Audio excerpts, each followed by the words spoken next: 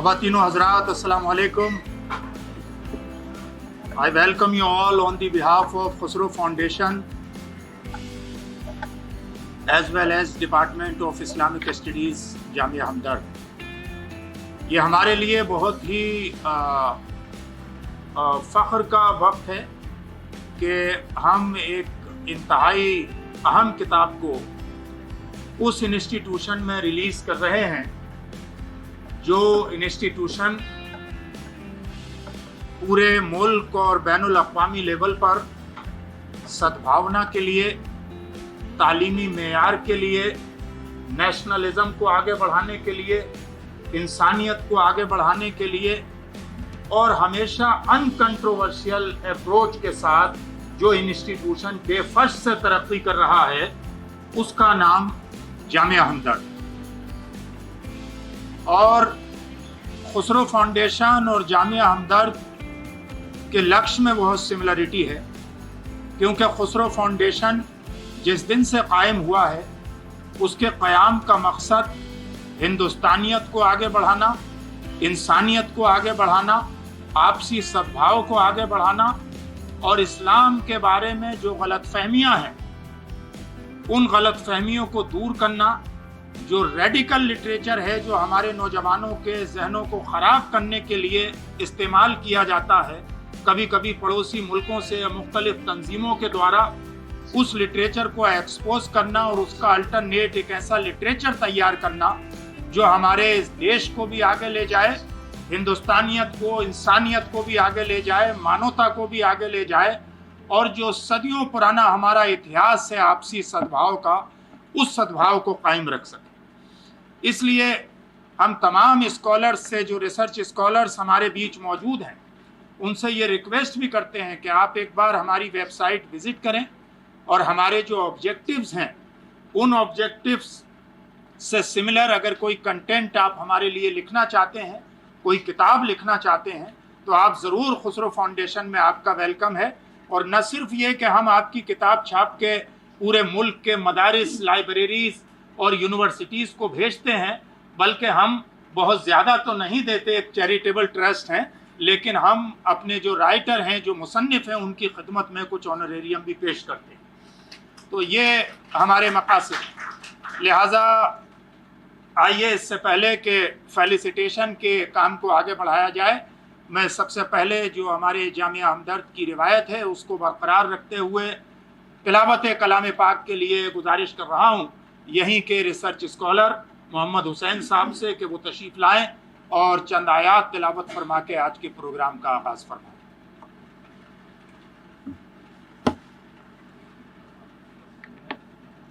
السلام علیکم ورحمۃ اللہ تعالی وبرکاتہ.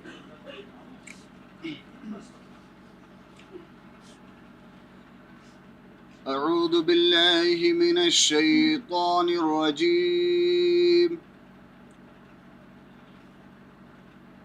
بسم اللہ الرحمن الرحیم.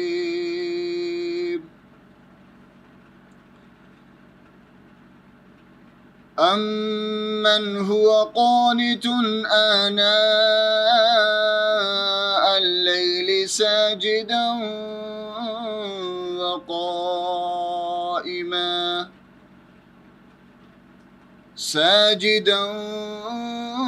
وَقَائِمًا يَحْذَرُ الْآخِرَةَ وَيَرْجُو رَحْمَةَ رَبِّهِ.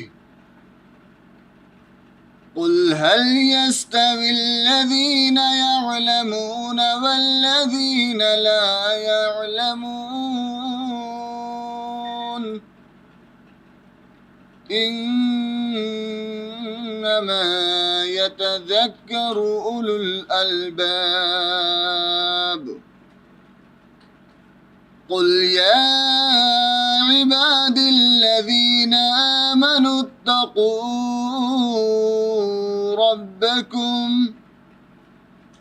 لِلَّذِينَ أَحْسَنُوا فِي هَذِهِ الدُّنْيَا حَسَنَةٌ وَأَرْضُ اللَّهِ وَاسِعَةٌ إِنَّمَا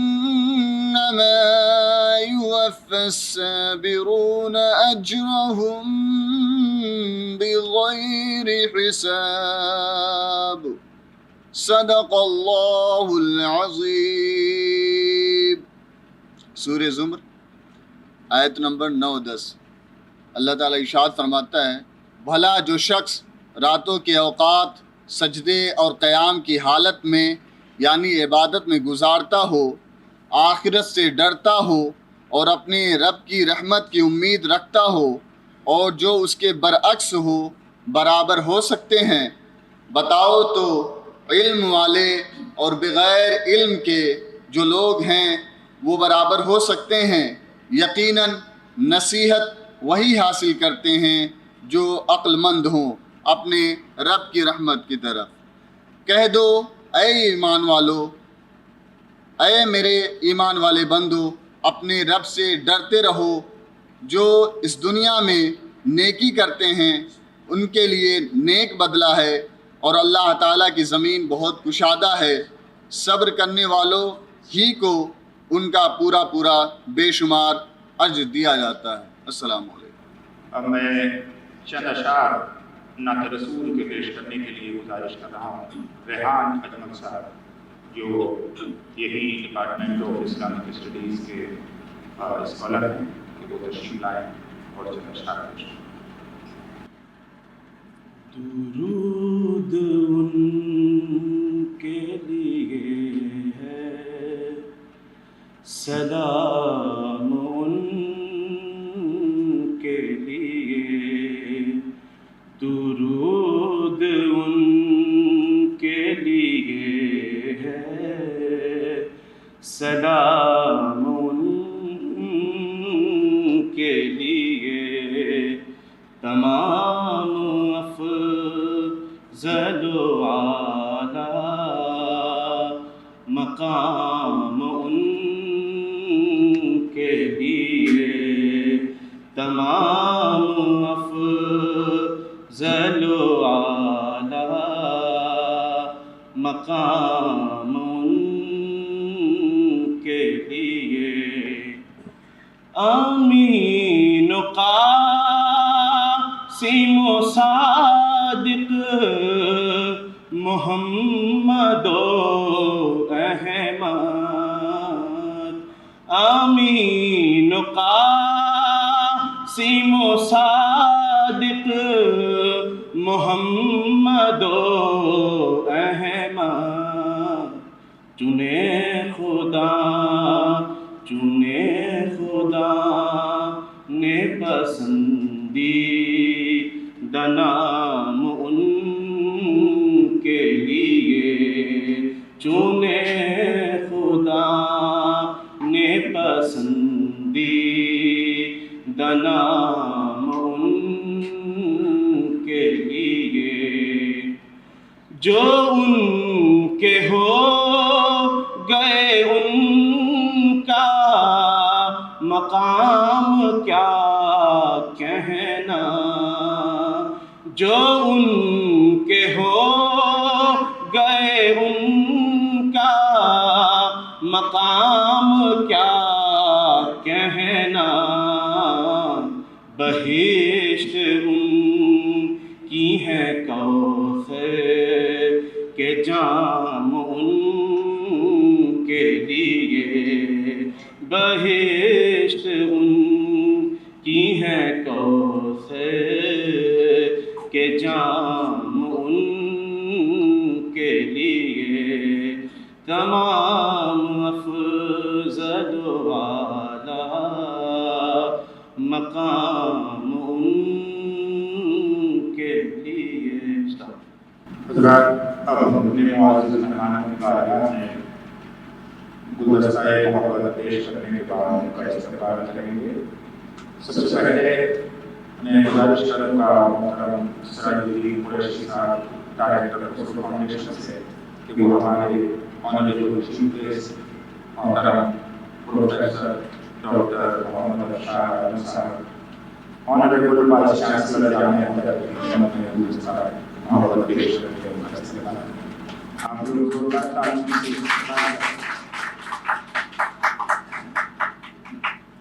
اب میں گزارش کروں گا اپنے خسرو فاؤنڈیشن کے دوسرے ڈائریکٹر علی جناب محترم رنویر سنگھ صاحب سے کہ وہ گلدستہ پیش کر کے ہمارے گیسٹ اور آنر محترم ڈاکٹر خواجہ افتخار احمد صاحب کا استقبال کریں۔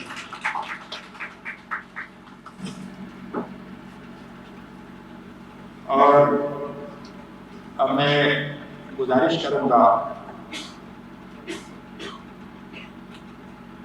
مسٹر پرویز احمد سے کہ وہ آئیں اور صدر شعبہ ہیڈ آف دی ڈپارٹمنٹ جو صدارت کر رہے ہیں آج کی محفل کی، ڈاکٹر ارشد حسین صاحب کی خدمت میں گلدستہ پیش کریں۔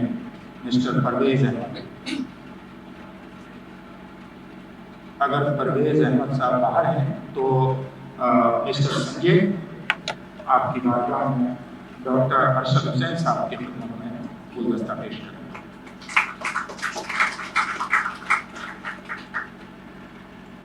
اب میں گزارش کروں گا ڈاکٹر وارث مدری صاحب سے کہ وہ ہماری کتاب کے مصنف محترم ڈاکٹر ظفر طارق قاسمی صاحب کی خدمت میں گلدستہ پیش کر کے ان کا استقبال کریں۔ اب میں گزارش کروں گا ہمارے خسرو فاؤنڈیشن کی سوشل میڈیا انچارج اور آواز کی بھی اسسٹنٹ ایڈیٹر محترمہ بدوشی گور صاحبہ سے کہ وہ ڈاکٹر صفیہ عامر صاحبہ کی خدمت میں گلدستہ پیش کریں۔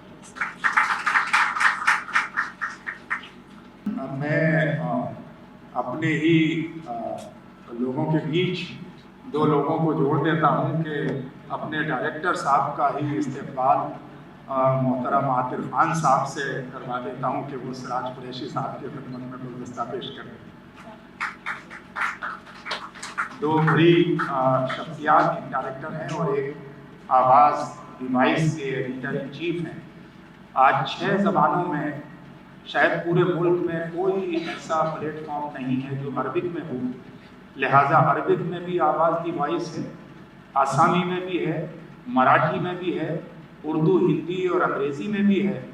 اور وہ خبریں کہ ہندوستانی مسلمان جو کنٹریبیوٹ کر رہے ہیں، جو اچیو کر رہے ہیں، ان کی اسٹوریز کو لانا، یعنی اسی طرح کے مشن پہ کام کرنا جس طرح کے مشن پہ جامعہ ہمدرد کام کر رہا ہے، اس طرح کے تعمیری ادارے کام کر رہے ہیں، میڈیا کے روپ میں آواز ڈیوائس کام کر رہا ہے، اس کے لیے بھی زوردار تالیاں جو ان کی پوری ٹیم ہمارے بیچ موجود ہے۔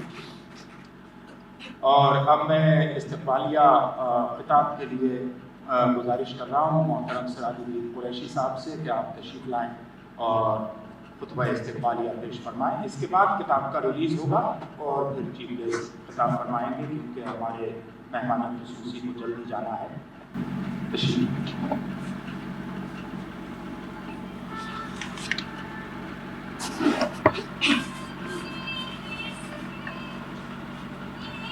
اسٹیج پر تشریف فرما قابل قدر مہمان خصوصی جناب پروفیسر اشار علم صاحب، وائس چانسلر جامعہ ہمدرد، مہمان خصوصی جناب خواجہ افتخار صاحب میرے عزیز ہیں، ہم لوگ ساتھ پڑھے ہیں ایک ساتھ اسکول کے اندر، صدر جلسہ جناب ارشد حسین صاحب اور کتاب کے مصنف جناب ڈاکٹر ظفر طارق صاحب، بدو صاحب تشریف لائے، ڈاکٹر صفیہ میڈم، ہمارے عامر صاحب جو ڈائریکٹر ہیں، اور حفیظ صاحب، خواتین حضرات، میں آپ سب کا تہہ دل سے استقبال کرتا ہوں۔ مجھے اس بات سے خوشی ہے کہ آپ اتنی تعداد میں یہاں اس پروگرام کے شامل ہونے کے لیے تشریف لائے۔ میں آپ سب کا ایک بار پھر استقبال کرتا ہوں اور خسرو فاؤنڈیشن کی طرف سے آپ کا استقبال کرتا ہوں۔ مجھے یقین ہے کہ آج کا یہ پروگرام بھارت کی شرعی حیثیت کو سمجھنے میں، جو کتاب کو عنوان ہے، سمجھنے میں ہم سب کی مدد کرے گا، اور یہ کتاب برادران وطن کے ذہن میں پائی جانے والی غلط فہمیوں کو دور کرنے میں معاون ثابت ہوگی۔ خواتین حضرات، خاص طور پہ نوجوان بچے، اسٹوڈنٹس، آج یہ دوریوں اور یہ ٹکراؤ بار بار کیوں دیکھنے کو مل رہا ہے؟ اس کا سیدھا سادہ جواب یہی ہے کہ ہم نے انہیں بلا دیا ہے جنہیں ہمیں یاد رکھنا چاہیے تھا۔ یہ ہم سب کا فرض ہے کہ ہم پیغمبروں، پیروں، دیوی دیوتاؤں، رشیوں، منیوں کے تیاگ، وصیت، سمرپن، وصیہ بھاؤ کو پھر سے زندہ کریں اور ان کے پیغامات، سندیش اور اندیش کی طرف لوگوں تک پہنچائیں۔ یہی وہ سوچ ہے جس کے تحت خسرو فاؤنڈیشن کی بنیاد رکھی گئی تھی۔ خسرو فاؤنڈیشن نے بہت ہی کم وقت میں وطن دوستی، انسان دوستی، سماجی اور باہمی ہمآہنگی کے موضوعات پر اب تک قومی اور بین الاقوامی سطح کے کئی پروگرام اور 1 درجن سے زیادہ کتابیں اردو، ہندی اور انگریزی میں شائع کی ہیں۔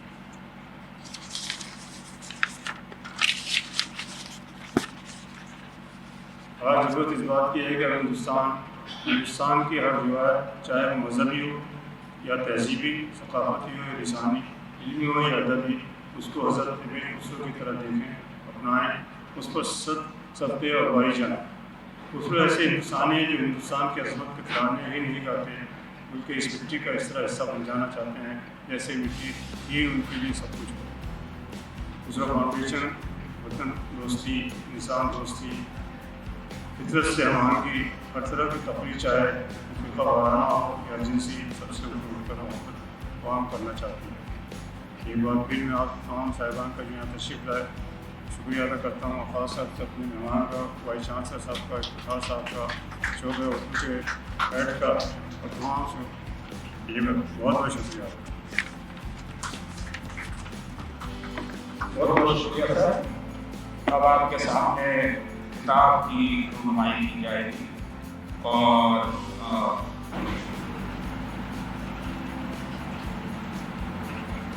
کتاب پیش کریں، سب کے ہاتھ میں ایک کتاب دی جائے۔ ہمارے بیچ کچھ بہت اہم شخصیات تشریف فرما ہیں۔ میں جب کھڑے ہو کے کتاب کی ریلیز کریں گے تو چاہوں گا کہ وہ بھی آئیں۔ ایک تو خود ہمارے ڈائریکٹر محترم رامیر صاحب، ان کے لیفٹ سائڈ میں بیٹھے ہوئے پروفیسر قاضی عبید الرحمان ہاشمی، جو جامعہ ملیہ اسلامیہ کے ریٹائرڈ انتہائی سینئر پروفیسر ہیں، ان کی نامور شخصیت ڈاکٹر ضیاء الدین صاحب، پریزیڈنٹ اینڈ فاؤنڈر الحکمہ فاؤنڈیشن، محمد عاطف خان صاحب کو ایک کتاب پیش کریں۔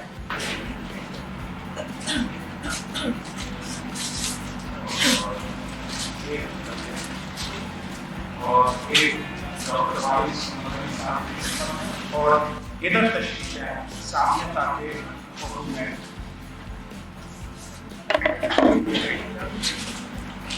رامبیر سنگھ جی آئیے آپ بازی میں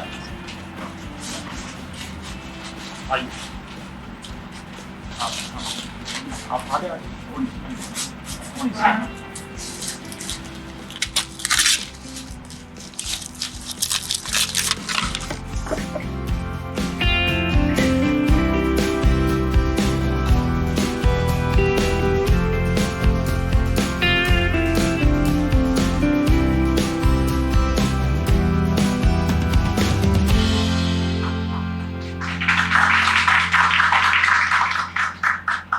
حضرات بہت بہت شکریہ۔ آئیے، کتاب کی اس رونمائی کے بعد ہر ایک کو یہ تجسس ہوتا ہے پڑھنے سے پہلے کہ کتاب کے اندر کیا لکھا ہے، کس نے لکھا ہے۔ لہذا سب سے پہلے ہم اس صاحب کتاب سے ملتے ہیں جنہوں نے اپنی محنت اور مشقت کے ذریعے اس کتاب کو لکھا ہے۔ ڈاکٹر ظفر طارق قاسمی محتاج تعارف نہیں ہے، دارالعلوم دیوبند کے فاضل ہیں۔ علی گڑھ مسلم یونیورسٹی سے انہوں نے فیکلٹی آف تھیولوجی میں پی ایچ ڈی کی ہے۔ کئی کتابوں کے رائٹر ہیں اور ان کی خوبی یہ ہے کہ وہ اسلام اور ہندو دھرم کے اندر جو سمانتائیں ہیں وہ تلاش کرتے ہیں اور اس پر ان کی تحقیق کا دائرہ مرکوز ہے۔ اور خسرو فاؤنڈیشن کو اس بات پر فخر ہے کہ خسرو فاؤنڈیشن نے سب سے پہلی کتاب جو پبلش کی ہندوستان کی شرعی حیثیت وہ انہی کی ترتیب کی ہوئی اردو تھی، جس کا ہندی ورژن آج رونمائی آپ کے سامنے ہو رہی ہے۔ میں بڑے ادب اور احترام کے ساتھ ڈاکٹر ظفر طارق قاسمی صاحب سے گزارش کر رہا ہوں کہ آپ تشریف لائیں اور اس کتاب کا تعارف پیش فرمائیں۔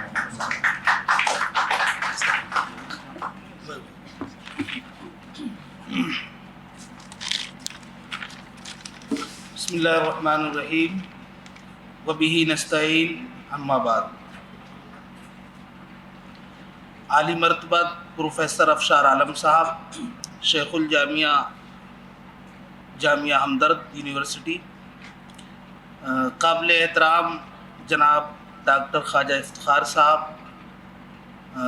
गिरामी क़द्र जनाब डॉक्टर अरशद साहब, खुसरो फाउंडेशन के ज़िम्मेदारान और तमाम हाज़रीन, अस्सलाम वालेकुम वरहमतुल्लाहि। हज़रात, ये किताब 4 अबवाब पर मुश्तमिल है। पहले बाब के अंदर मैंने हिंदुस्तान के मज़हबी, समाजी और सियासी निज़ाम पर गुफ्तगू की है और इसके तहत उन रिवायात को और उन वाक़यात को और उन मिसालों को पेश किया है जिनसे हमारे मुल्क की अज़मत और हमारे मुल्क की रफ़अत का पता चलता है। और इस बाब के तहत उन वाक़यात और मिसालों को भी पेश किया है जिन के मुताल्लिक़ हिंदू धर्म और हिंदू मज़हबी शख्सियात के बारे में मुस्लिम उलमा का क्या कहना है और उनकी क्या राय है। मिसाल के तौर पे शाह अब्दुल अज़ीज़ मुहद्दिस देहलवी रहमतुल्लाह अलैह से किसी ने कन्हैया जी के मुताल्लिक़ मालूम किया कि शाह कन्हैया जी के बारे में आपका क्या ख्याल है, तो उन्होंने बरजस्ता कहा कि उनका एहतराम करना चाहिए, उनको किसी भी तरह से बुरा भला नहीं कहना चाहिए और उनके बारे में सुकूत इख्तियार करना चाहिए। इसी तरह की और भी बहुत सारी मिसालें हैं। एक किताब है बशारत अहमदी, इसमें ज़िक्र है इस वाक़े का भी। उसके मुसन्निफ़ ने मौलाना लखनवी हैं, वो पूरा नाम मुझे जहन में नहीं आ रहा, तो उनसे कहा कि जब उन्होंने लिखा है कि जब मैं मथुरा और इस इलाके से गुज़रता था तो मैं बड़ा एहतराम करता था उसका। तो ये हमारी तहज़ीब का हिस्सा है, हमारी रिवायात का हिस्सा है, हमें इसे ज़िंदा करने की ज़रूरत है। दूसरे बाब में हमने उन रिवायात को पेश किया है जो यकजहती पर मबनी है। अब मैं असल बात पर आता हूँ, हिंदुस्तान की शरई हैसियत पर। देखिए, इस हवाले से आम रुझान ये है कि हिंदुस्तान का मुसलमान हिंदुस्तान को दारुल हर्ब मानता है। ये उमूमी रुझान है, बिरादरान वतन के जहन में भी ये बात है कि हिंदुस्तान को दारुल हर्ब मानते हैं। और इसकी ये किस वजह से कहते हैं? शाह अब्दुल अज़ीज़ मुहद्दिस देहलवी रहमतुल्लाह अलैह का एक फ़तवा है जो उन्होंने दारुल हर्ब के मुतालिक दिया है। उस पर भी मैंने उसकी तोजी की है कि वो फ़तवा उन्होंने किन हालात में दिया था और उस वक्त क्या है। इसी तरह से एक फ़तवा मौलाना रशीद अहमद गंगोई की तरफ मंसूब किया जाता है। ये 2 फतावे हैं जिनकी बुनियाद पर उमूमी रुझान ये बन गया कि मुसलमान हिंदुस्तान को दारुल हर्ब मानते हैं। हालांकि बेशतर स्कॉलर तमाम मसालिक के, तमाम मकातब फ़िक्र के, देवबंदी मकतब फ़िक्र, अहले हदीस मकतब फ़िक्र, बरेलवी मकतब फ़िक्र, जमात इस्लामी मकतब फ़िक्र और इसके अलावा और भी जितने भी मुसलमानों में जो राइज मसालिक हैं, तकरीबन सब का कहना यही है कि हिंदुस्तान दारुल अमन है, दारुल जमहूरिया है, दारुल अमन है। मौलाना रशीद अहमद गंगोई अलैहि रहमा के फतवे के मुतालिक उनकी 3 आरा हिंदुस्तान के मुतालिक। एक राय उनकी ये है कि उन्होंने ये कहा कि हिंदुस्तान दारुल हर्ब है। एक राय ये है, जब उनसे किसी ने पूछा कि हिंदुस्तान के मुतालिक आपकी क्या राय है, तो उन्होंने कहा कि मुझे हिंदुस्तान के मुतालिक पूरी तहकीक नहीं है, इसलिए मैं कोई जवाब नहीं दे सकता। एक तीसरी राय उनकी ये है, जब उनसे ये पूछा गया कि हिंदुस्तान के मुतालिक आप उसको शरई हैसियत से की क्या शरई हैसियत है हिंदुस्तान की, तो उन्होंने तीसरी राय उन्होंने ये दी कि हिंदुस्तान दारुल हर्ब अमन है, दारुल अमन है। तो हालात ज़ाहिर है अंग्रेज़ों की हुकूमत रही है, मज़ालिम भी हुए हैं मुसलमानों पर उस दौर में, तो जैसे हालात बदले होंगे उनकी राय भी हिंदुस्तान के हवाले से उस वक्त की राय है जब हिंदुस्तान में अंग्रेज़ों का तसल्लुत था, उस वक्त की बात है। शाह अब्दुल अज़ीज़ मुहद्दिस देहलवी अलैहि रहमा के फतवे के मुतालिक جو عام طور سے ان کی طرف منسوب کیا جاتا ہے، اس کے بارے میں اس اسکالر نے 2 باتیں لکھی۔ پہلی بات تو یہ لکھی ہے انہوں نے کہ شاہ عبدالعزیز محدث دہلوی علیہ الرحمہ نے اس وقت فتویٰ دیا یہ جب ان سے کسی نے یہ پوچھا کہ دارالحرب کے متعلق دارالحرب میں سودی لین دین کیسا ہے، تو اس ضمن میں انہوں نے جو تحریر اور فتویٰ لکھا تو اس زمرے میں ایسا محسوس ہوتا ہے کہ ہندوستان کو انہوں نے دارالحرب میں شمار کیا۔ البتہ مولانا سعید احمد اکبر آبادی جو علی گڑھ مسلم یونیورسٹی میں استاد تھے تھیولوجی ڈپارٹمنٹ میں، انہوں نے ان کے جواب میں یہی لکھا ہے کہ وہ فتویٰ دوسری نوعیت کا تھا اور لوگوں نے منسوخ کر دیا کہ انہوں نے ہندوستان کو دارالحرب قرار دیا ہے، جبکہ فتویٰ استفتاء جو تھا وہ دوسری نوعیت کا، دوسرے مسئلے پر گفتگو ہو رہی تھی، تو ضمناً انہوں نے یہ بات کہی۔ ایک دوسری رائے یہ ہے اس فتوے کے متعلق، اور یہ میں اپنی طرف سے نہیں کہہ رہا، دارالحرب ایک کتاب لکھی گئی، دارالعلوم دیوبند کے استاد تھے حبیب الرحمان صاحب، انہوں نے اس فتوے کے متعلق یہ لکھا ہے کہ یہ فتویٰ ان کی طرف غلط منسوب ہے۔ تو بہرحال یہ جو فقہ میں اصطلاحیں ملتی ہیں دارالحرب کی، دارالاسلام کی، دارالامن کی، یہ کسی زمانے میں ان کی ضرورت ہوا کرتی تھی تو لوگوں نے اس طرح کی باتیں لکھی دیگر داروں کے متعلق یا دیگر ملکوں کے متعلق۔ اب یہ تمام چیزیں ان کی اب ضرورت نہیں ہے، اب جغرافیے بدل رہے ہیں، تقاضے بدل رہے ہیں، حالات بدل رہے ہیں، تو اس بنا پر ان تمام چیزوں کی اب واقعی ضرورت نہیں ہے۔ اور موجودہ زمانے میں جو فتاوی ہیں ہندوستان کے متعلق آزادی کے بعد میں، مولانا خالد سیف اللہ رحمانی، جامعہ قاسمیہ مدرسہ شاہی اور کئی بڑے مدارس کے، وہ یہ ہے کہ ہندوستان کو دارالامن قرار دیتے ہیں، ہندوستان کو دارالجمہوریہ قرار دیتے ہیں۔ اور اس کتاب کا پیغام بھی یہی ہے کہ ہم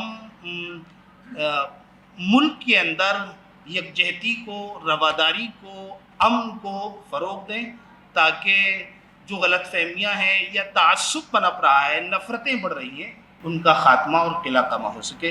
وآخر دعوانا ان الحمدللہ رب العالمین۔ جزاک اللہ۔ بہت بہت شکریہ ڈاکٹر فتح قاسمی صاحب۔ اور یہ 3 ایسے پوائنٹ ہمیشہ رہے ہیں جس کے بارے میں غلط فہمیاں، جس طرح غزوہ ہند کے بارے میں غلط فہمیاں پائی جاتی تھیں، ہم نے مارچ میں 3 زبانوں میں، اردو، ہندی اور انگریزی میں غزوہ ہند کتاب کو ریلیز کیا، جس میں یہاں بیٹھے ہوئے ڈاکٹر وارث مظہری صاحب کا بھی تفصیلی تحریری مضمون شامل تھا، اور اس پہ ہمیں اتنے کمپلیمنٹ ملے ہیں، اتنے تبصرے اور ریویو لکھے ہیں، اور سب لوگوں نے پازیٹیو، یہاں تک کہ پڑوسی ملک سے کسی نے لکھا کہ ہم اس کتاب کو وہاں بھی چھاپنا چاہتے ہیں، جو لوگ، ان لوگوں نے بھی جو غزوہ ہند کے نریٹو کو آگے بڑھاتے ہیں۔ اسی طرح تفہیم جہاد ہماری لاسٹ منتھ میں جامعہ ملیہ اسلامیہ میں ریلیز ہوئی، اور اس میں جہاد کے بارے میں جو غلط فہمیاں تھیں، گویا کہ یہ کلنگ کی بات کرتا ہے، یا جو لوگ IS یا اس طرح کی دہشت گرد تنظیمیں اپنے عمل کو، اپنے ٹیررزم کو جہاد قرار دے رہی تھی، اس طرح کا جواب اس کتاب میں دیا گیا، اور وہ کتاب بھی انتہائی مقبول ہوئی۔ اور اسی طرح جو دارالحرب، دارالامن، دارالجمہوریہ، دارالاسلام کا مسئلہ ہے، یہ کتاب بھی ہمیں اس پر کئی سارے تبصرے، اور جن لوگوں نے اس کو پڑھا ہے انہوں نے بہت پسند کیا ہے، اور اس بارے میں ہمیں بہت خوشی ہے کہ اگر ہماری کسی کتاب پر 100 اچھے تبصرے سوشل میڈیا پر بھی آتے ہیں تو شاید کوئی ایک رائے تو کرٹیسزم کی آتی ہے، ادروائز 99 اس کے بارے میں پازیٹیو آتے ہیں۔ تو کیونکہ ہمارے جو اسکالرس ہیں وہ بڑی محنت سے کام کر کے اس کو کتاب کو لکھتے ہیں۔ اب میں ایک ایسی شخصیت کے روبرو حاضر ہو رہا ہوں جو ہمارے آج کے گیسٹ آف آنر ہیں، جنہوں نے جس دن سے لکھنے کا اور سوچنے کا سلسلہ اپنا شروع کیا ہے، انہوں نے ہمیشہ ہندوستانیت، جمہوریت، انسانیت اس کے حوالے سے سوچا ہے۔ کتنے ہی ناگفتہ بے حالات ہوں، لیکن وہ ہمیشہ آپٹیمسٹک رہے ہیں، پازیٹیو رہے ہیں، اور ہمیشہ نگیٹو چیزوں میں سے بھی پازیٹیو تلاش کرنے کے خواہاں رہے ہیں۔ انہوں نے ایک وقت تھا جب پورے ہندوستانی مسلمان اور مسلم تنظیموں کو میسج دیتے ہوئے منشور مسلم جیسی کتاب لکھی تھی اور مسلم مجلس شورا کا قیام کیا تھا، اور اس کے بعد انہوں نے interfaith harmony foundation of India کا قیام کیا، جس کا یہ خادم بھی میں پڑھ رہا ہوں، ایسوسیٹ، اور انہوں نے جو کتاب لکھی آئی این انڈین مسلم، یعنی میں ایک فرد واحد، اردو، ہندی، انگریزی تینوں زبانوں میں، تو انہوں نے اس میں لکھا کہ میں ہندوستانی مسلمان ہونے کی حیثیت سے کس طرح فخر کرتا ہوں کہ آج کوئی بھی ملک روئے زمین پر ایسا نہیں ہے جس میں مذہبی آزادی اسلامی ملک میں بھی اس لیول کی ہو جو الحمدللہ ہندوستان میں ہے، کہ جہاں چاہیں مسلح بچھا لیجئے، جہاں چاہیں اجلاس کر لیجئے، جہاں پر چاہیں آپ اپنے مذہبی عمل کے لیے، ہمارے یہاں پر بہت زیادہ پروٹوکول کی ضرورت نہیں پڑتی۔ لیکن ہمارے پروگرام میں لاسٹ ایئر جو شیخ عیسیٰ صاحب آئے تھے، انہوں نے خود اس بات کو بولا تھا کہ میں ہندوستان کی سرزمین کو سلام کرتا ہوں کہ یہاں جو آزادی ہے کہ مجھے جامع مسجد میں خطاب کرنے کے لیے کہہ دیا گیا، یہ سعودی عرب میں بھی بنا سربراہ مملکت کی اجازت پہ کسی کو امامت کے مسلح پہ کھڑا نہیں کیا جا سکتا ہے خطاب کرنے کے لیے۔ تو خواجہ افتخار صاحب نے بیشتر ملکوں میں ہندوستان کی نمائندگی کی ہے۔ یونیسکو میں ہم اور وہ ساتھ تھے 2006 کے اندر، اور یونائٹڈ نیشن تک مختلف ممالک میں، یورپ اور امریکہ میں، اور وہ ایک قابل فخر ہندوستانی کی حیثیت سے اپنی شناخت قائم کرتے ہیں۔ ابھی چند سال پہلے جو ان کی آخری کتاب آئی ہے بہت جامع، دا میٹنگ پوائنٹ، جس کے اندر انہوں نے اس پوائنٹ کو بیان کیا ہے کہ تمام پوائنٹ ایسے ہیں جو ہندو اور مسلم اتحاد کو بڑھاتے ہیں صدیوں سے، اور کیوں نہ ہم ڈائیلاگ کے ذریعے اگر کچھ تلخیاں ہیں تو ان کو دور کرنے کے بعد ہندوستان کو آگے بڑھانے کے لیے، جمہوریت کو آگے بڑھانے کے لیے اور انسانیت کو آگے بڑھانے کے لیے سب مل کر کام کریں۔ میں بڑے ادب اور احترام کے ساتھ ڈاکٹر خواجہ افتخار احمد صاحب، ہمارے آج کے guest of honour, president interfaith harmony foundation of India سے گزارش کر رہا ہوں کہ وہ تشریف لائیں اور اپنے خیالات سے نوازیں اس شعر کے ساتھ کہ میں نے آواز تمہیں دی ہے بڑے ناز کے ساتھ، تم بھی آواز ملا دو میری آواز کے ساتھ۔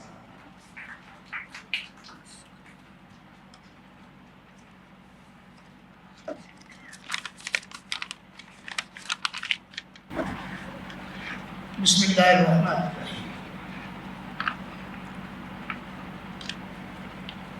جامعہ ہمدرد کے قابل احترام وائس چانسلر شیخ الجامعہ ڈاکٹر محمد افشار عالم صاحب، میرے بڑے بھائی ساتھی سراج قریشی صاحب، ڈاکٹر ارشد حسین صاحب، ظفر ادراک قاسمی صاحب جن کی کتاب کا یہاں اجرا ہوا، یہ تقریباً کئی سالوں سے مجھ سے جڑے ہوئے ہیں اور میں ان کے کام کی بڑی قدر کرتا ہوں۔ ڈاکٹر صفیہ عامر صاحبہ، ڈائریکٹر خسرو فاؤنڈیشن رامویر سنگھ جی، میرے دوسرے بڑے بھائی پروفیسر قاضی عبید الرحمن ہاشمی صاحب، حکیم ضیاء الدین صاحب، آج کے اس پروگرام کے روح رواں میرے عزیز حفیظ الرحمان صاحب، جن پر خسرو فاؤنڈیشن کی ذمہ داری ہے، اور مجھے دو باتیں خسرو فاؤنڈیشن کے حوالے سے کہہ کے میں اپنی بات آگے بڑھاؤں گا۔ دیکھیے، مجھے ہر وہ شخص اور ہر وہ ادارہ یا سنستھا یا انسٹیٹیوشن میرے دل کے بڑے قریب ہوتی ہے جو جوڑ کا کام کرتی ہے۔ آج جوڑ کی ضرورت ہے، اور جوڑ جب ہوگا جب بات کھل کر ہوگی، اور میں اسی چیز کے لیے جانا جاتا ہوں کہ میں نہ تو اپولوجیٹک ہوتا ہوں، نہ میرے ہاں دائیں اور بائیں کی گنجائش ہوتی ہے۔ اسٹریٹ ٹاک میں بلیو کرتا ہوں، اور لوگ اسٹریٹ ٹاک سننا چاہتے ہیں۔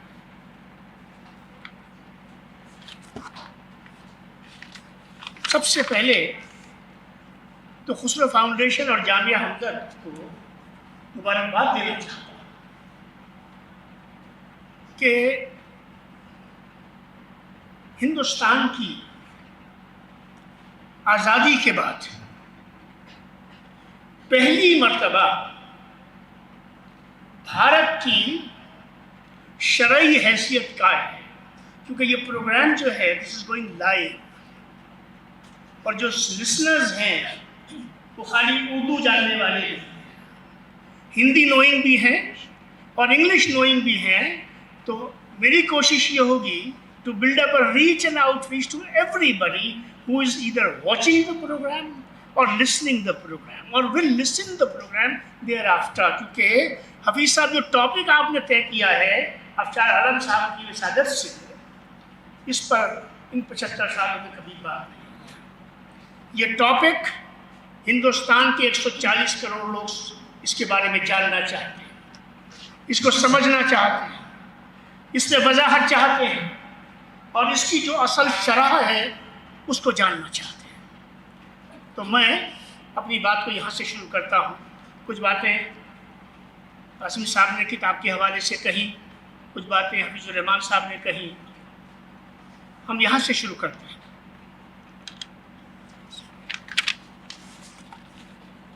हिंदुस्तान क्या एक राष्ट्र है, सिर्फ एक मुल्क का नाम है, या एक तहजीब का, संस्कृति का नाम है? हिंदुस्तान, जब मैं हिंदुस्तान को पढ़ता हूँ तो ये राष्ट्र भी है, ये संस्कृति भी है, ये दर्शन भी है, ये तीन चीज़ों का मिलकर भारत बनता है। और जब तक हम इन तीन चीज़ों को अपने अंदर समोएंगे नहीं, न हम भारत को समझ पाएंगे, न भारत हमें समझ पाएगा, और न भारतीय एक दूसरे को समझ पाएंगे। बड़ी गलतफहमियां दोस्तों फैली हुई है और गलतफहमियां दिन ब दिन बढ़ती चली जा रही हैं। किसी को तो खड़ा होना था इन गलतफहमियों को दूर करने के लिए। मुझे खुशी है कि आपने उसके लिए ये महफिल सजाई है। सबसे पहले इस्लाम की बात करते हैं, बल्कि उससे पहले मुझे ये कह देना चाहिए, इस्लाम की शरई हैसियत ये उर्दू का इस्तिलाह है। इस्लामिक जूरिस्प्रूडेंस में what is the status of India, that is the topic in English. इस्लामी शरीयत में भारत का क्या स्थान है? एक सनातन धर्म का मानने वाला मेरा भारतीय ये जानना चाहता है कि इस्लाम धर्म, उसके धर्मशास्त्र, उसकी संस्कृति, उसका माशरा, उसका समाज किस तरह से भारत को देखता है। क्या वैसे ही देखता है जैसे मैं सनातन धर्म का मानने वाला उसको देखता हूँ, या कोई अलग तरीके से, अलग नज़र से वो उसको देखता और समझता है? सच्चाई ये है दोस्तों कि दोनों के बीच में खाई है, गल्फ है, गैप है, मिसअंडरस्टैंडिंग है, स्टीरियोटाइप्स हैं, फियर साइकोसिस है, फोबिया है, क्या नहीं है। लेकिन आज मैं आपको भरोसा दिलाता हूँ और उन तमाम लोगों को भरोसा दिलाता हूँ जो इस प्रोग्राम को सुन रहे हैं, आज फजा साफ होगी। मैं यहाँ से जाऊँगा जब उसको साफ कर दूँगा। तीन बातें आपके सामने रखी, आपने भी रखी है, कासिम साहब ने भी रखी। दारुल हर्ब से शुरू करते हैं, लेकिन न इन बच्चों को पता है कि दारुल हर्ब किसको कहते हैं। ये सब मुसलमान बच्चे बैठे हो और बाकी लोगों का तो फिर जिक्र छोड़ दीजिए। दारुल हर्ब का को समझने के लिए पहले समझिए कि दारुल कुफ्र कहते हैं उसको, यानी वो मुल्क जहाँ पे काफिर रहते हैं। अब काफिर कौन है? काफिर वो है जो डिनाई करता है डिविनिटी को। और सनातन धर्म की परंपरा, और ये जो व्यक्ति आपके सामने खड़ा है इसने सारे धर्मशास्त्र पढ़े हैं, और पढ़ने के बाद जो मैं कहने जा रहा हूँ पूरी जिम्मेदारी से कहता हूँ वो ये है कि सनातन परंपरा, सनातन धर्म और तमाम धर्मशास्त्र, चारों वेद, उपनिषद, भागवत पुराण और तमाम पढ़ते चले जाइए, ईश्वर को मानते हैं, जिसको डिविनिटी हम कहते हैं। और दूसरी सबसे बड़ी बात यह है एकम सत्य। वो क्या है कि अल्लाह एक है, उसकी रसाई के रास्ते अलग हैं। ऐसा नहीं है जब ब्रह्मांड एक है इस ब्रह्मांड का रचनाकार और रचयिता एक है, इसका क्रिएटर एक है, इसका सस्टेनर एक है, इसका डिस्ट्रॉयर एक है, इसका रिवाइवर एक है, तो how can there be a conflict और डिस्प्यूट और फ्रैक्शन ऑफ व्यूज? मगर है। तो पहली चीज ये है कि डिविनिटी एक है, और उस डिविनिटी को इस मुल्क के 140 करोड़ के 140 करोड़ मानते हैं। ये वो कॉमनैलिटी है जो हमको एक दूसरे से जोड़ती नहीं है, बल्कि एक जिस्म बना देती है। इसको समझने की जरूरत है। जिस्म के किसी हिस्से में जख्म आ जाता है, कोई बीमारी आ जाती है, कोई कमजोरी आ जाती है, तो उस कमजोरी को दूर करने के लिए हम यहाँ खड़े हुए हैं। आपने ये महफिल सजाई। तो दारुल हर्ब कहते हैं जो काफिरों की बस्ती हो। हिंदुस्तान आस्तिकों की बस्ती है। ये दुनिया का सबसे बड़ा, पूरी जिम्मेदारी से कह रहा हूं, ये दुनिया का, विश्व का, पूरे ब्रह्मांड का सबसे बड़ा आस्तिक राष्ट्र है या नहीं है? इस पे ताली क्यों नहीं बजाते आप? इस पे ताली बजाइए ना। ये हमारा गौरव है, हमारा फख्र है। सबसे बड़ा देश, तो क्या इस पे फख्र नहीं होना चाहिए? होना चाहिए। एक बात हो गई। इसलिए इस्लाम भी एक डिविनिटी की बात कर रहा है, और सनातन परंपरा भी एक डिविनिटी की बात कर रही है। So when the divinity is one and the divine is one, how can we be the 2 and 3 and 4 and 5 and 6 and 7? So it's one humanity, it's one group of people, it's one country, it's one nation, it's one India, it's one Bharat. ये बात समझिए। Darul herb, उसमें दो चीज़ों की permission होती है। अगर है, इस वक्त दुनिया में कोई दारुल हर्ब नहीं है, माफ़ कीजिएगा, क्योंकि इट्स ए सेकुलर वर्ल्ड। आज दुनिया में ह्यूमन राइट्स के ऑर्गेनाइजेशंस हैं, आज डेमोक्रेसी है, आज राइट्स हैं, आज तमाम दुनिया के अंदर एक फ्रीडम ऑफ थॉट है, फ्रीडम ऑफ एक्शन है, फ्रीडम ऑफ फेथ है, फ्रीडम ऑफ वर्शिप है, और हम तो उसके जो है लेजेंड हैं, उसके लिविंग लेजेंड हैं तो उसके। इसलिए अब दुनिया में कोई भी दारुल हर्ब यानी दारुल कुफ्र, कोई भी ऐसा कंट्री, ऐसा देश, ऐसा सिविलाइजेशन, ऐसा सिटी, ऐसा टाउन नहीं हो सकता जिसको कि अकॉर्डिंग टू इस्लामिक जूरिस्प्रूडेंस और फ़िक़्ह इस्लामी के मुताबिक, इस्लाम के सिद्धांतों के मुताबिक आप ये डिक्लेयर कर सकें कि ये दारुल हर्ब है। दारुल हर्ब में दो चीज़ों की इजाज़त है। एक तो जिहाद की इजाज़त है, और दूसरे सूद हराम नहीं रहता, सूद लेने की इजाज़त है। लेकिन अब क्योंकि ये चीज़ है ही नहीं, तो इसलिए Darul herb as a concept gets A cross, big cross. दुनिया में कहीं, मैं सही कह रहा हूँ, दुनिया में आज कहीं पाया नहीं जाता। नहीं साहब, दुरुस्त है बात, कहीं नहीं पाया जाता।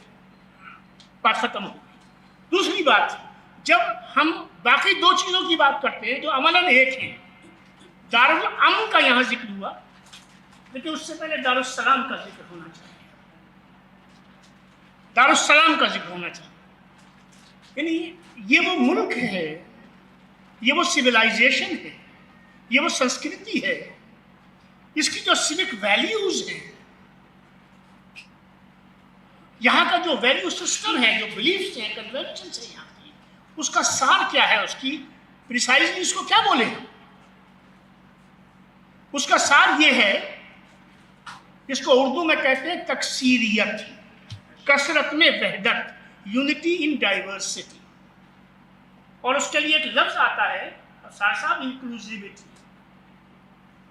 I am you and you are me and we are together. आई मी में जम होता है, और मी और आई दोनों जम होकर वी बन जाते हैं। ये इंक्लूसिविटी है। हर दुख साझा है, हर सुख साझा है, हर तरक्की साझी है, हर चैलेंज साझा है, हर अपॉर्चुनिटी साझी है। ये कॉन्स्टिट्यूशन रामवीर सिंह जी का नहीं है खाली, ये हफीजुर रहमान का भी उतना ही है, ये जोसेफ का भी उतना ही है, ये करतार सिंह का भी उतना है। ये हम में से सबका बराबर है। हम जब उसको बराबर समझते नहीं हैं, जब हम एक थोड़ा सा अपने को पीछे करके या अलग करके किसी चीज़ को समझने की कोशिश करते हैं, दिक्कत वहाँ से पैदा होती है। दूर रखते क्यों हो, अलग खड़ा करते क्यों हो, सबके साथ क्यों नहीं खड़े होते, सबको साथ क्यों नहीं खड़ा करते? और मैं तो ये कहता हूं कि जो रूठ गया, कभी कोई आपको मनाने आता है दोस्तों, कभी हमें जाना पड़ता है मनाने के लिए। ये मत सोचिए कि मैं क्यों जाऊं, उसी को आना चाहिए। मैं उन लोगों में से हूं, और ये इंस्टीट्यूशन का जो फाउंडर हैं, थोड़ी सी बात कुछ देर में उनके बारे में करूँगा। उनकी ज़िंदगी, फ़कीराना ज़िंदगी, उनकी तालीम ही ये रही है। नाम ना देखो, काम देखो, सबको जोड़ के चलो, मुट्ठी बंद करके चलो। जब ये जामिया हमदर्द बन रहा था, यहाँ बिजली का मसला था, यहाँ कैंपस तैयार हो गया था, मगर बिजली नहीं आ रही थी। हकीम साहब मेरे दादा हज़रत मुफ्ती साहब विलायत अहमद रहमतुल्लाह अलैह के मुरीद थे। मेरा ये रिश्ता है जामिया हमदर्द से। तो उन्होंने उस तवस्सुस से मेरा उनका भी ज़ाती ताल्लुक़ था। तो एक दिन मैं और वो उनके साथ बैठा हुआ था, तो उन्होंने जिक्र किया कि इस वक्त बहुत बड़ा मसला है, बिजली हमको दिल्ली देश जो है सप्लाई वाले वाले दिल्ली बिजली नहीं दे रहे। तो हमने कहा कि एक कोशिश करके देखते हैं। हकीम साहब की मुलाकात साद भाई जगमोहन जी लेफ्टिनेंट गवर्नर होते, उनसे करवाई, और उसी वक्त ये फैसला हुआ और जामिया हमदर्द को बिजली मिली। ये ताली तो बजा दीजिए, जामिया हमदर्द को बिजली मिली। आज इस रोशनी में आप बैठे हैं, ये उस रास्ते से मिली। ये ताल्लुक़ हमारा जामिया हमदर्द के साथ में है। 12 दारुल हिंदुस्तान दारुस्सलाम है, और वो क्यों है? आपको हिंदुस्तान को समझने के लिए आप 47 के पीछे न जाइए। पहली बात तो ये क्लियर करिए, 47 से पीछे यूनाइटेड इंडिया है, उससे पहले हमारी स्ट्रगल है अगेंस्ट द ब्रिटिश। उस ज़माने के फतवे हैं, उनको छोड़ दीजिए, आज वो रेलिवेंट नहीं है। आज ये भारत, वो भौगोलिक एतबार से, टेरिटोरियल के पॉइंट ऑफ व्यू से, ये वो भारत ही नहीं है। आज का जो भारत है, उसकी जो आज की टेरिटरी है और आज की जो गवर्नेंस है, वो उस कॉन्स्टिट्यूशन से गवर्न होती है, जिसका प्रियम्बल हमको ये यकीन दिलाता है। उलमा ने तो जो कहा था कि दारुल अमन है, ये दारुल सलामती है, यहाँ पर इसको हम दारुल सलाम मानते हैं, तो बात दुरुस्त है, लेकिन उससे कहीं ज़्यादा बड़ा जो इसको ज़मीन देता है वो हमारा प्रियम्बल है। प्रियम्बल हमारा क्या कहता है? We the people of India, हम भारत के वासी, भारतीय, हम हिंदुस्तान के अवाम। क्या प्रियम्बल ये कहता है कि वी द इंडियन हिंदूज? बताए ना मुझे, ऐसा तो नहीं मिलता कहीं। We the people of India. तो फिर जब वी द पीपल की बात है, तो मैं अलग करके क्यों देखूं अपने आप? मगर मैं देखता हूं जो मुझे देखना नहीं चाहिए। कॉम्प्लेक्सिस को यहां से निकाल के फेंकी बाहर। बहुत से कॉम्प्लेक्सिस पाल रखे हैं, और मेरी कम्युनिटी ने बहुत पाल रखे हैं मालरत के साथ। इनको निकाल के बाहर फेंक दीजिए, फ्लश देम आउट। 4 बुनियादों पर बराबरी है।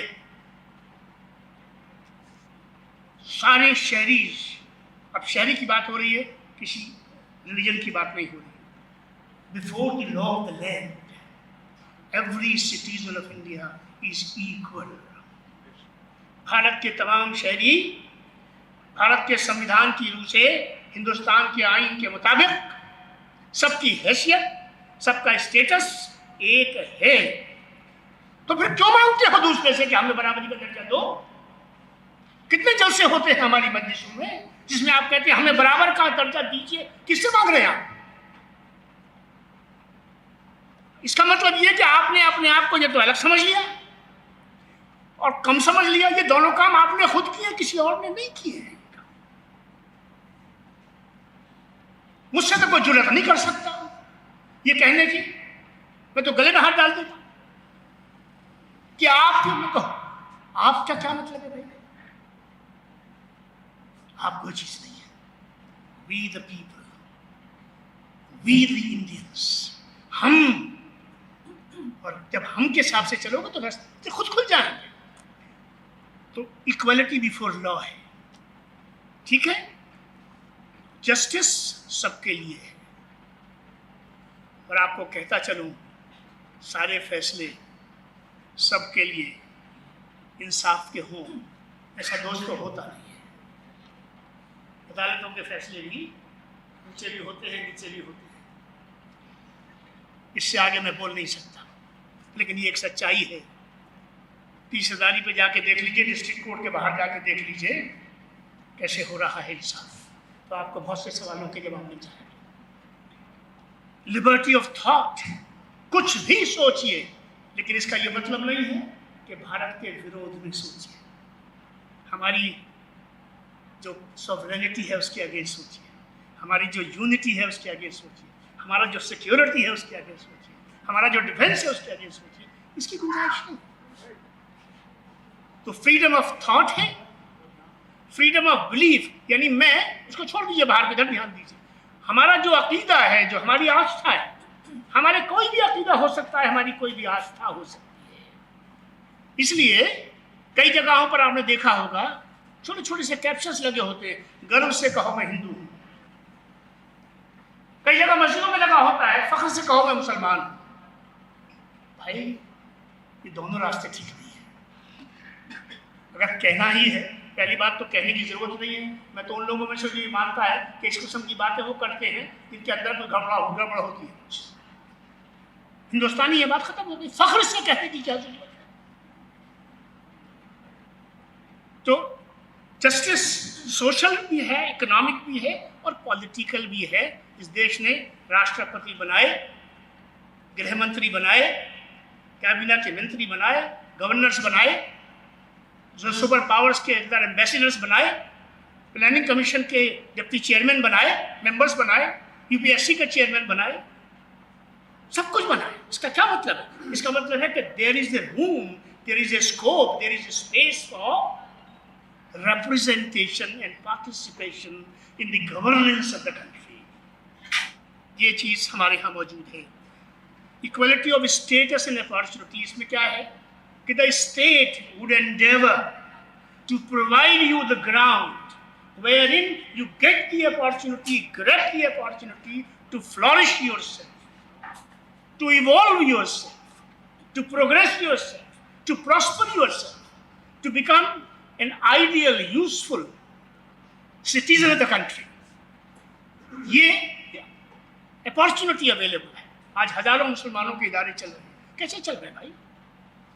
ہزاروں مدارس چل رہے ہیں۔ دنیا میں سب سے زیادہ مسجدیں ہندوستان، 5 لاکھ مسجدیں ہندوستان میں پائی جاتی ہیں۔ انڈونیشیا جو سب سے بڑا ملک ہے وہاں بھی نہیں پائی جاتی۔ تو یہ ہمارے ہاں یہ چیز ہے۔ اس کے بعد میں سب سے زیادہ اس کے اوپر ایک چیز ہے فریٹرنیٹی، بھائی چارہ۔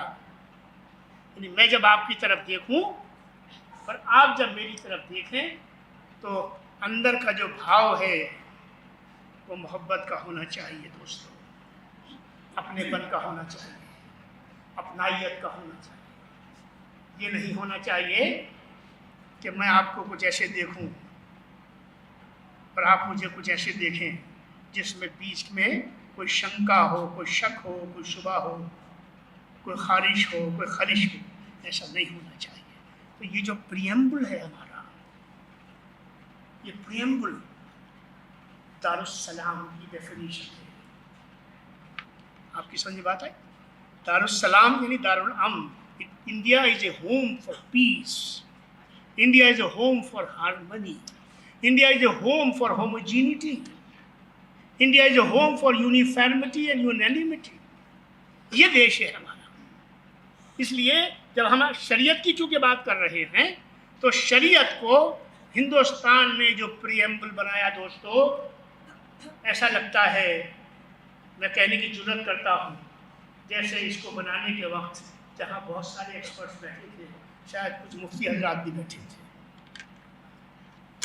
شاید کچھ دھرم کے جانکار لوگ بھی بیٹھے تھے، ان کا بھی کہیں نہ کہیں سروت ہے اس کارے کے ساتھ میں۔ تو اس لیے اکارڈنگ ٹو اسلامک جورسپروڈنس، جس کے پرائمری سورس ہیں قرآن and the sayings and practices, the life of the Prophet Muhammad, peace be upon him sallallahu alayhi wa sallam، وہ یہ بتا رہا ہے کہ India is a country which is Darussalam، I, Khwaja Iftikhar Ahmed, is the equal citizen of the country, having same amount of duties, responsibilities, and accountability which any other person with any other denomination would have. उसका कोई नाम दूसरा हो सकता है, लेकिन रामलाल की और ख्वाजा साहब के सिटीजनशिप में कोई अंतर नहीं है। ये अंतर जब पैदा होता है जब हम कुछ चीज़ अपने अंदर पाल लेते हैं, और ऐसी कोई स्थिति आए तो आपस में बातचीत कर लेनी चाहिए। और एक दो चीज़ें और आपसे कह के बस अपनी जगह लूँगा। देखिए, हिंदुस्तान दारुस्सलाम में क्या हासिल है हमको, थोड़ा उसको भी नज़र डाल लें। तबलीग का, इस्लाम की तबलीग का मरकज़ सऊदी अरब में है, पाकिस्तान में है, ईरान में है। तबलीग का मरकज़ हिंदुस्तान में है। दुनिया में कोई ऐसी कौम तो लाके दिखाओ जिसका इतना जिगरा हो दोस्तों कि वो अपने घर में इजाज़त दे दे सनातन धर्म वालों को, क्रिश्चियंस को, दूसरे मजहब के मानने वालों को, कि वो अपना सेंटर खोल ले और वहाँ से वो अपनी प्रीचिंग करने का पूरे तौर पे काम करे और सारे हिंदुस्तान में, गाँव में, देहात में, कस्बात में, शहरों में, रियासतों में, पूरे मुल्क में घूमे और उनको कोई सुई चुभोने वाला ना हो। ये दारुस्सलाम है दोस्तों। भाई है कोई दूसरी मिसाल? हमारे पास तो नहीं, पर सच बात ये किसी के पास भी नहीं। 72 हाशमी साहब, आप सुनते हैं ना, 72 सेक्ट्स है इस्लाम। लोग तो इसको कहते हैं थोड़ा सा सटायर के तौर पर, मगर मैं इसको क्या कहता हूँ, look at Islam, how democratic this religion and faith is. It allows 72 interpretations. It is a religion which allows even a Pandit ji to do the commentary of Quran, and that has been done. ये इतना, यहाँ इतनी उदारता है। आगे चलिए, जमात इस्लामी तस्वुर क्या है? हुकूमत इलाहिया, कायनात अल्लाह की, निज़ाम अल्लाह, किताब अल्लाह की कुरान, गवर्नेंस किसकी हो? निज़ाम मुस्तफ़ा की। मिस्र में, इजिप्ट में, रामिल भाई आप जानते होंगे, मिस्र में मुस्लिम ब्रदरहुड आज से नहीं है, हसन बन्ना के ज़माने से है। 100 बरस से ज़्यादा हो गए उसकी तहरीक को चलते हुए। 50-60 हज़ार कम से कम इख्वानुल मुस्लिमीन उनको कहा जाता है, मुस्लिम ब्रदरहुड के लोगों को।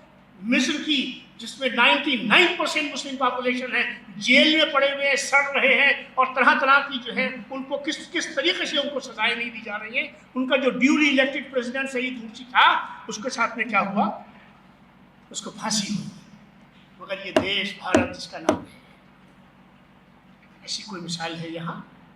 यहाँ हुकूमत इलाहिया की तबलीग करने वाले, उस पर तसनीफ करने वाले, उसकी तहरीर करने वाले, उसकी तहरीक चलाने वाले इस मुल्क के अंदर पूरी आज़ादी के साथ में मरकज़ बनाकर चला रहे हैं। क्या हमारे पास कोई दूसरी मिसाल है? तो दारुस्सलाम तो किसी को खुश करने के लिए ख्वाजा साहब नहीं कह रहे, ये काम ख्वाजा साहब नहीं करते, जो हकीकत है वो बयान कर। तो इस मुल्क के अंदर ये भी काम हो रहा है। इसमें बोहरे भी सुकून से है, आगा खानी भी सुकून से है, बरेलवी भी सुकून से, आपस में लड़े अलग बात है, वहाबी भी सुकून से है। इतना कुछ है तो हम इधर देखेंगे या जो खुट करने वाले कुछ लोग हैं उनको देखेंगे? उनको मिलके हम सब समेट लेंगे। इस पार्ट को मजबूत करिए। जब इसको मजबूत कर लेंगे तो सामने वाले की तो हवा वैसे ही निकल जाएगी। हमने खुला छोड़ दिया है और अपने करने का काम हम नहीं कर रहे हैं, हम दूसरे की तरफ सारी की सारी हमने अपने तोपे जो हैं वो लगा रखी हैं। इसलिए आखिर में आपसे ये कहते हुए, ए वतन अजीज हिंदुस्तान, दुनिया का फ़ख्र, एक ऐसी सिविलाइजेशन, एक ऐसी तहजीब, एक ऐसी तमद्दुन, ऐसी यहाँ की अक़दार और रिवायात जिसमें सूफ़ी तहरीक और भक्ति तहरीक मिल के चलती है। जिसका हीरो खुसरो है, जिसकी फाउंडेशन आपने बनाई। इसका क्या मतलब है? ये खुसरो फाउंडेशन किसी मौलाना साहब ने नहीं बनाई, ये ख्वाजा साहब की देन नहीं है। ये खुसरो फाउंडेशन इस मुल्क की अक्सरियत के का जो मोहब्बत का मिजाज है, इसकी ये तलाश कर रही है, ये उस जहन ने और उस नफ्सियात ने खड़ी की है। दोस्तों, इसको समझने की ज़रूरत है। इसलिए दो बातें और ख़ास तौर से बच्चों से कहना चाहता हूँ। हम पढ़ते नहीं हैं, हम जानने की भी कोशिश नहीं करते। थोड़ा सा एक दूसरे को समझने की, एक दूसरे को पढ़ने की, एक दूसरे से बात करने की। और जामिया हमदर्द जैसा सारा आपके यहाँ तो जो इसको मैं कहता हूँ the kind of culture you have in Jamia Hamdard, it's a metropolitan culture. Metropolitan culture का क्या मतलब होता है? मेट्रोपॉलिटन कल्चर का मतलब होता है कि जहाँ पर सब धर्म के लोग, जहाँ बुर्के दिखाई दे रहे हैं, गलत ना समझिएगा मुझे, हिजाब दिखाई दे रहा है, वहाँ जीन्स में भी बच्चियाँ दिखाई दे रही हैं, शॉर्ट्स में भी बच्चियाँ दिखाई दे रही हैं। इसका नाम हिंदुस्तान है। You are free to where what you want, you are free to subscribe any thought process that you want. और सब मिलकर इस गुलदस्ते को कैसे आपने सजा रखा है, कितना भाईचारा, कितना हम, कितनी महंगी और कितनी हारमोनी मुझे यहाँ देखने को मिली। आप यकीन जानिए, मैं न सिर्फ आपको मुबारकबाद देता हूँ इस पर, आपको सलाम तहसीन पेश करता हूँ, आपसे कहता हूँ late Jamia Hamdard under your dynamic leadership become a center of harmony for the whole country. The kind of program that you have organized here, such programs should be a routine for Jamia Hamdard, and they should be organized on a much larger scale. Because you are the people, the kind of people you have. मैं नईमी साहब के साथ बैठा हुआ था, आपके faculty member, and I found him so knowledgeable, so impressive. कि वेदों पर, हिंदू धर्म और इस्लाम पर जो काम आपके यहाँ से हो रहा है, ये काम गली गली कूचों तक पहुँचना चाहिए। और इधर कासमी साहब जो यहाँ बैठे हुए, ये बड़ी स्ट्रगल की लाइफ गुजार रहे हैं, बड़ा काम है इनका, बड़ी खिदमत है। इनकलाब में भी बराबर ये लिखते हैं और बहुत अच्छी सोच के आदमी है। और इन्होंने जो ये काम किया है, मैं समझता हूँ ही deserves much more than what he has today. मैं यही इसी इशारे के साथ अपनी बात को आप सबको मुबारकबाद देते हुए और इस मिशन को आगे भी बढ़ता चला जाए, और इसके लिए मेरी जो भी खिदमत जहाँ भी हैं वो हर तरीके से हाजिर है। बहुत शुक्रिया, बहुत मुबारकबाद। जय हिंद, जय भारत। बहुत बहुत शुक्रिया मोहतरम ख्वाजा इफ्तिखार साहब। मैंने हमेशा देखा है कि वो जब भी गुफ्तगू करते हैं हालात हाज़िरा के मुताबिक करते हैं, और वो माजी में नहीं बल्कि आज पर नज़र रखते हैं और आने वाले कल पर नज़र रखते हैं। ये और बात कि इस पर कोई चले न चले, लकीर छोड़ने वाला लकीर छोड़। मैं जिस शख्सियत के हुजूर हाजिर होने जा रहा हूँ, उस शख्सियत का तारुफ लफ्ज़ों में करना बहुत मुश्किल है। मैं और हमारे ही एक डायरेक्टर जो आज थोड़े से अनवेल हैं, जिनको यहाँ होना था लेकिन तबीयत की नासाजी के सबब नहीं है, मिस्टर शांतनु मुखर्जी साहब, रिटायर IPS, वो जब कुछ किताबें लेने के लिए हाजिर हुए मोहतरम वाइस चांसलर साहब के पास, तो बड़ी ही गर्मजोशी से वाइस चांसलर साहब ने फरमाया था कि मैं खुसरो फाउंडेशन की किताबें पढ़ता हूँ और खुसरो फाउंडेशन के कारनामों पर नज़र रखता हूँ। खुसरो फाउंडेशन जब भी कोई भी प्रोग्राम जामिया हमदर्द में होस्ट करना चाहेगी तो उनका वेलकम है। हमारे यहाँ पर हर तरह का इंफ्रास्ट्रक्चर है, क्योंकि ये हमें डिपार्टमेंट में करना था। जो दूसरा एक ऑडिटोरियम है छोटा 150 सीट का, वो अंडर रेनोवेशन है, और जब हम कोई बड़ा प्रोग्राम करेंगे तो जो कन्वेंशन सेंटर है आपका, वो यकीनन 300 सीट से ज़्यादा का है और बहुत ही शानदार है। तो आपने इतनी गर्मजोशी से फरमाया कि आप जब भी कोई प्रोग्राम करना चाहेंगे आपका वेलकम है। और हमने जब ये प्लान किया तो तुरंत HOD साहब ने कहा कि भाई फिर ये जगह हमने वारिस मजहरी साहब ने, नईमी साहब ने ये तय किया कि डिपार्टमेंट के तमाम लोग और कुछ हमारे 10-12 लोग बाहर से आएंगे, लिहाजा इसी जगह पर कर लिया जाए, क्योंकि हमारी फाउंडेशन का ये मकसद है कि हम ज़्यादा से ज़्यादा स्कॉलर्स तक पहुंचना चाहते हैं।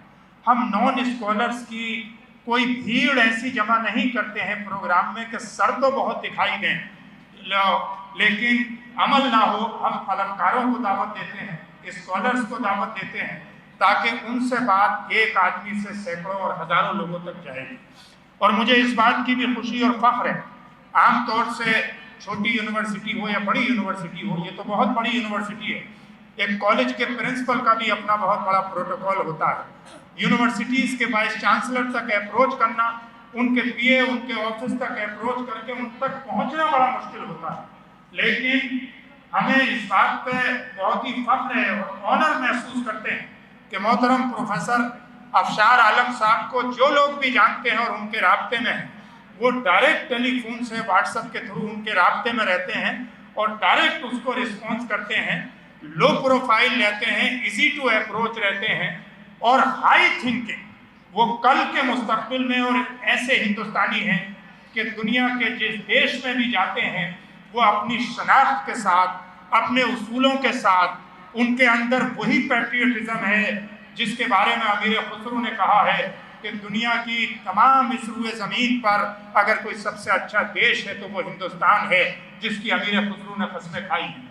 वो उसी तालीम और तरबियत को आगे बढ़ा रहे हैं जिसके लिए दारा शिको ने अपनी पूरी ज़िंदगी कोशिश की थी हिंदू मुस्लिम यूनिटी की और मज़ाहिब को समझने की। वो उसी की तस्वीर है जो गुफ्तगू अभी ख्वाजा इफ्तिखार साहब ने की है। अगर उसकी अमली तफसीर किसी को देखना है तो वो प्रोफेसर अफशार आलम साहब की शख्सियत में देखी जा सकती है। हमारे आज के मेहमान खुसूसी हैं, मैं बड़े अदब और एहतराम के साथ प्रोफेसर डॉक्टर मोहम्मद अफशार आलम साहब ऑनरेबल वाइस चांसलर ऑफ हमदर्द से गुजारिश कर रहा हूँ इस शेर के साथ कि खुदा के वास्ते मोहरे सुकूत तोड़ भी दे, तमाम शहर तेरी गुफ्तगू का प्यासा है। मोहतरम प्रोफेसर अफशार साहब। अस्सलाम वालेकुम। बिस्मिल्लाह। खुसरो फाउंडेशन के डायरेक्टर जनाब ख्वाजा इफ्तिखार साहब, आज के गेस्ट ऑफ ऑनर, आज के सदर HOD इस्लामिक स्टडीज़, और इस बुक के राइटर डॉक्टर ज़फ़र तारिक काशमी साहब, और खुसरो फाउंडेशन के कन्वीनर जनाब अब्दुर्रहमान साहब और दीगर साथी, डियर स्टूडेंट। सबसे पहले तो मैं मुबारकबाद दूंगा खुसरो फाउंडेशन को, जिसने ये एक बहुत ही बेहतरीन किताब को इजरा में मदद की, और इसके राइटर डॉक्टर ज़फ़र तारिक साहब ने एक बहुत बेहतरीन किताब लिखी है। जैसा कि ख्वाजा इफ्तिखार साहब ने बहुत ही बेहतरीन अपने तकरीर में सारे चीज़ों को लाया, चाहे वो कॉन्स्टिट्यूशन हो, मुस्लिम माइनॉरिटी राइट्स हो, इक्वलिटी हो, डाइवर्सिटी हो, इंक्लूसिवनेस हो, इन सारे बारे में जिक्र किया। तो मैं आपको बता दूं कि जहाँ पे हम हैं, एक ज़माने में ये Indian institute of Islamic studies होता था। हकीम साहब ने सबसे पहले जो इंस्टीट्यूशन बनाया था वो Indian institute of Islamic studies बनाया था, और उसमें कंटेम्प्रेरी रिलीजन का बहुत बड़ा रोल था। सिर्फ इस्लामिक स्टडीज़ नहीं है, उसमें आप कंटेम्प्रेरी रिलीजन को भी रखे थे, जिसमें हिंदुज़म, बुद्धिज़्म, जैनिज़्म, उन पे भी कई पेपर्स आए हुए हैं। तो हकीम साहब ने ये एक इंस्टीट्यूट बनाया, फिर एक IHMR भी, फिर वो मर्ज हुआ, तब जामिया हमदर्द 1989 में कंप्लीट डीम्ड यूनिवर्सिटी के शक्ल पे आई। इस्लामिक स्टडीज़ हमारा एक बहुत इम्पॉर्टेंट शोबा है।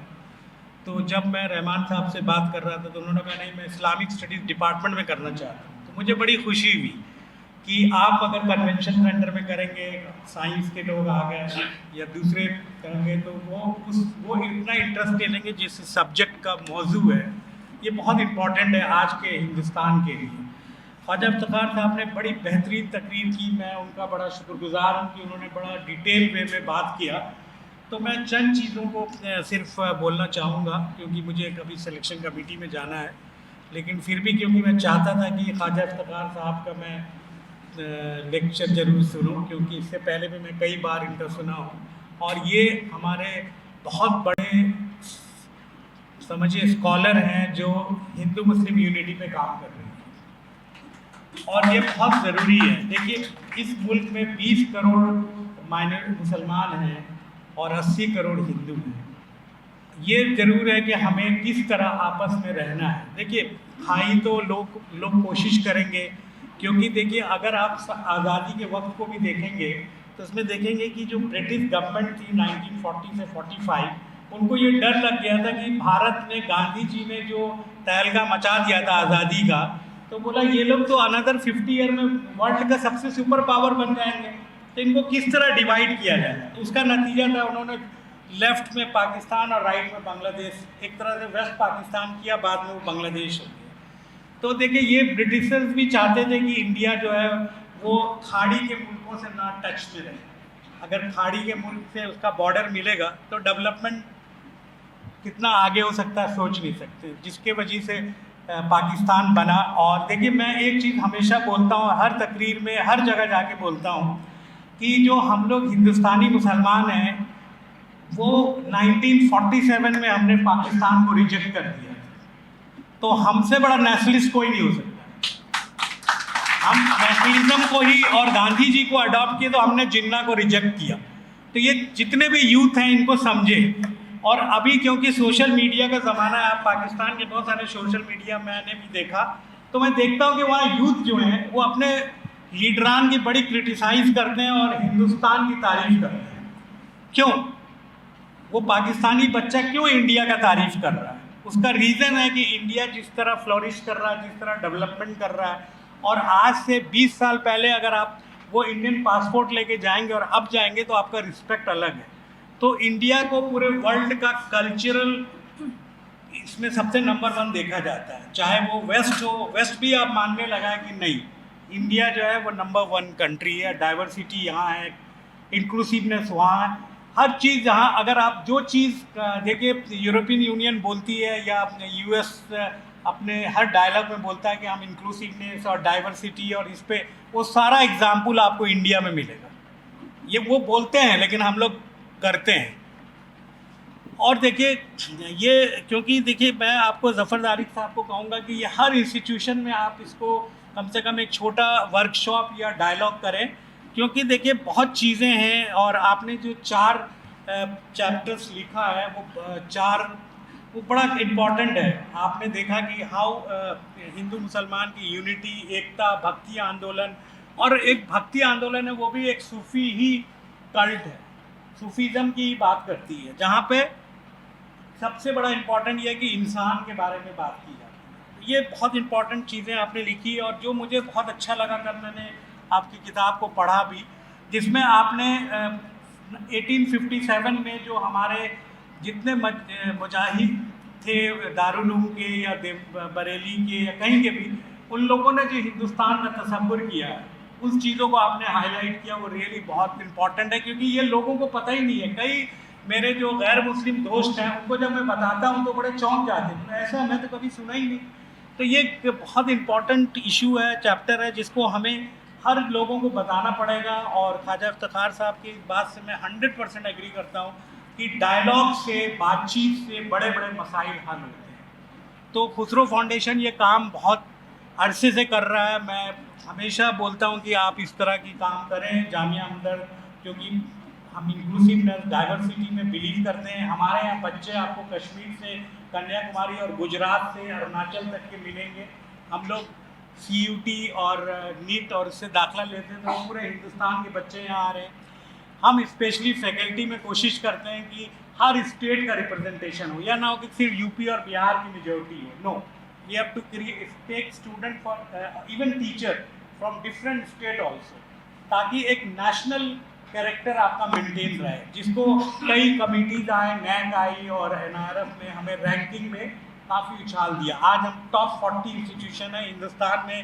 آن ریکارڈڈ 1400 یونیورسٹیز ہیں، جس میں ہمارا 40واں رینک ہے. اور فارمیسی میں الحمدللہ ہم نمبر 1 ہیں. اس کے علاوہ ہم لوگ جو بھی کورسز لا رہے ہیں وہ امپلائبلٹی کو دیکھتے ہوئے لا رہے ہیں. ہم لوگوں نے اس بار BA international studies, global politics, MA ہم لوگوں نے اسلامک اسٹڈیز میں آن لائن کورس بھی لانچ کیا ہے. جبکہ آپ یقین کیجیے گا حکومت ہند نے سب سے زیادہ سیٹ ہمیں دیا. सेंटर फॉर एक्सेलेंस हमें दिया। प्रधानमंत्री जी को जब देना था आपको 5G ट्रेनिंग सेंटर, वो सबसे पहले हमें मिला। तो देखिए ऐसा नहीं है, अगर आपका प्रपोजल अच्छा है, ICMR ने हमसे MOU साइन किया है मेजर रिसर्च के लिए, हम कैंसर के लिए, और उसके बाद अभी कोल इंडिया के मिनिस्टर आए थे, उन्होंने कहा कि आप टीबी रेडिकुलेशन में अच्छा काम कर रहे हैं, आप हमसे पैसे लीजिए। तो कॉर्पोरेट ऑर्गेनाइजेशन भी हमारे साथ जुड़ रही है और कह रही है कि आप जो भी साइंस में अच्छा काम कर रहे हैं, मैं इसमें आपके साथ हाथ मिलाने के लिए तैयार हूँ। अभी हाल में ही मैंने अपोलो हॉस्पिटल के साथ एक एग्रीमेंट किया है जिसमें हम लोग जॉइंट रिसर्च करने जा रहे हैं बहुत हाई लेवल कैंसर के लिए, और लीवर डिजीज़ में हमें आयुष मिनिस्ट्री ने 10 करोड़ रुपया सेंक्शन किया सेंटर फॉर एक्सीलेंस के लिए। तो देखिए हुकूमत भी देखती है कि अगर आप अच्छे प्रपोजल ला रहे हैं तो वो डिफ्रेंशिएट नहीं करती है कि आप एक माइनॉरिटी इंस्टीट्यूशन है, आप एक मेजॉरिटी इंस्टीट्यूशन है। वो आपका अगर प्रपोजल अच्छा है तो आपको मिलेगा। तो अल्हम्दुलिल्लाह जामिया हमदर्द काफ़ी कोशिश कर रही है कि हम एक अच्छे इंस्टीट्यूशन बने और मुल्क के टॉप 10 इंस्टीट्यूशन में हमारा नाम है, ये हमारा कोशिश है। और देखिए मैं इस बुक्स के बारे में चंद चीज़ें बोलना चाहूँगा। जैसे आपने पहला अध्याय में भारत के धार्मिक, सामाजिक और राजनीतिक व्यवस्था के बारे में बताया है, और इसको आप जब पढ़ें तो एक पॉजिटिव आउटलुक लेके पढ़ें, ये मेरा एक सजेशन है। क्योंकि हमारे पास क्या है कि कुछ लोगों का एक बेनिफिट रहता है कि हमेशा बोले अरे आप फला कोर्स पढ़ लो, आपको क्या फ़ायदा, नौकरी नहीं मिलेगी। एकदम गलत बात है, इस चीज़ को एकदम आप बिलीव मत कीजिए। अगर आपके अंदर टैलेंट है तो आपको हर कंपनी रखने के लिए तैयार है। मैं ऐसे ऐसे लोगों को देखा हूँ जो माशाल्लाह बहुत रिलीजियस हैं, नमाजी हैं, लेकिन वो उस कंपनी में टॉप पोजीशन में है क्योंकि वो अपना काम से कंपनी उसको पसंद करती है। तो ये जो लोगों में एक कॉन्सेप्ट आ जाता है कि नहीं हम कुछ भी कर लें, हमारा कुछ होना नहीं है, ये एक गलत बात है। आप एक पॉजिटिव थिंकिंग रखिए कि नहीं हम भी कम्पीट कर सकते हैं, हम भी UPSC में आ सकते हैं। और जामिया हमदर्द अब तक 110 बच्चों को UPSC में क्वालिफाई करा चुकी है, जो IAS हैं, IPS हैं, IFS हैं। और आप बिलीव कीजिएगा, मैं पिछले बार गया तो वहाँ एक लेडी IPS आई, बोली सर मैं आपके इंस्टीट्यूट में 3 साल रह के तैयारी की, मैं SP। और ग्रुप B में जैसे स्टेट सर्विसेज में पिछले बार 23 बच्चे आए जो SDM हैं, DSPs हैं, UP में, उत्तरांचल में, बिहार में और राजस्थान में। तो हम लोग एक जुडिशल का भी हमने स्टार्ट किया है ताकि हमारे जजेस भी आए। तो उसमें हम सिर्फ माइनॉरिटी नहीं, हम OBC, SC, ST और वुमेन्स कैंडिडेट को भी मौका दे रहे हैं। तो देखिए हम लोग इंक्लूसिवनेस में काम कर रहे हैं और खुसरो फाउंडेशन और हमारा जो सोच है वो एक है। इसलिए हम चाहते हैं कि खुसरो फाउंडेशन के साथ हम ये डायलॉग को कंटिन्यू रखें। और ये जो बुक्स में उन्होंने जो लिखे हैं, और तीसरा अध्याय बहुत इम्पॉर्टेंट है जिसको ख्वाजा इफ्तिखार साहब ने बहुत डिटेल में बताया, मैं उसमें जाना नहीं चाहूँगा, कि धर्मनिरपेक्षता, देशभक्ति, मुसलमान आधार। तो मैं आपको बताता हूँ कि मुसलमान एक राष्ट्रवादी है ही है। चंद लोग बरगला देते हैं, कुछ करते हैं, तो उसमें नहीं जाना है। और आपको समझना है, देखिए कोई भी आप एनुअल रिपोर्ट हुकूमत का पढ़िए, एनुअल रिपोर्ट में आपको सच्चाई आ जाएगी। आप गवर्नमेंट के जितने पॉलिसी पेपर पढ़िए, आपको सच्चाई आएगी। देखिए पॉलिटिशियन बोलते कुछ हैं, आपको सही है कि जो डॉक्यूमेंटेशन भारत सरकार को उसको पढ़िए, कहीं पे आपको भेदभाव नहीं किया गया है। आपके पास टैलेंट है, आपको मिलेगा। अगर आप एक ख़राब प्रोजेक्ट लाएंगे तो आपको थोड़ी कोई ग्रांट देगा। ऐसे बहुत सारे इंस्टीट्यूशन हैं जिनका प्रपोजल अच्छा नहीं होता, उनको रिजेक्ट कर दिया जाता है। मैं खुद DST के कई कमिटीज़ का चेयरमैन हूँ और उसमें हम लोग फ़ंड देते हैं। तो जो अच्छे फंड्स आते हैं वो हर इंस्टीट्यूशन को दिया जाता है। वो नहीं देखा जाता है कि ये क्रिश्चियन इंस्टीट्यूशन है, ये मुस्लिम इंस्टीट्यूशन है, ये बौद्धिस्ट का इंस्टीट्यूशन है। तो क्वालिटी और आपका बहुत इम्पॉर्टेंट एस्पेक्ट माना जाता है कोई भी रिसर्च के लिए।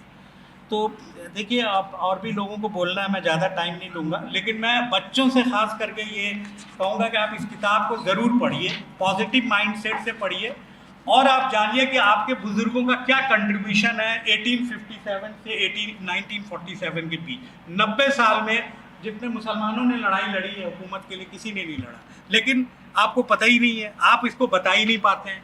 तो कम से कम आप जब पढ़ेंगे और लोगों को बताएंगे कि ये कंट्रीब्यूशन हमारा है।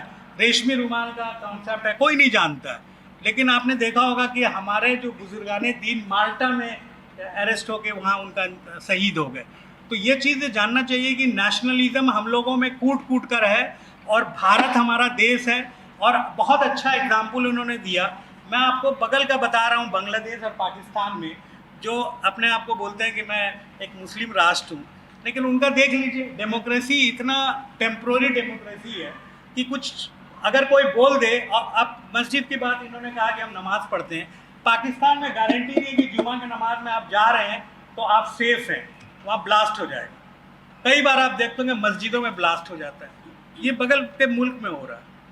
तो इन चीज़ों को देखिए और आप कंपेयर कीजिए कि भारत से अच्छा, अभी मैं लास्ट वीक में सुप्रीम कोर्ट के जज साहब के साथ आर्टिफिशियल इंटेलिजेंस में एक कॉन्फ्रेंस में मैं साइप्रस गया था, अटॉर्नी जनरल साहब जी से। तो उस साइप्रस में मैं जो लोग हम लोग की इज्जत कर रहे थे, कई और मुल्क के भी कॉमनवेल्थ कंट्री के लोग आए थे, और आप बिलीव कीजिएगा कि जो ब्रिटिश यूनिवर्सिटी है वहाँ के, उनके वाइस चांसलर ने मुझसे कहा कि जाने से पहले मैं आपके साथ एक MOU करना चाहूँगा। और हम लोगों ने साइप्रस के ब्रिटिश यूनिवर्सिटी के साथ MOU साइन किया, और बहुत जल्दी हम लोग एक ड्यूअल डिग्री प्रोग्राम लॉन्च करने जा रहे हैं। तो ये चीज़ है कि इंडिया की जो शरई हैसियत है वो बहुत ज़्यादा है, और अनदर 5 to 10 ईयर्स में हम टॉप 3 वर्ल्ड के कंट्री बनेंगे, इसमें कोई दो राय नहीं है। क्योंकि नॉलेज हो, आपका मैन पावर हो, किसी भी चीज़ में ले लीजिए। आज के डेट में अभी लास्ट वीक में मेरे पास इटली के एम्बेसडर आए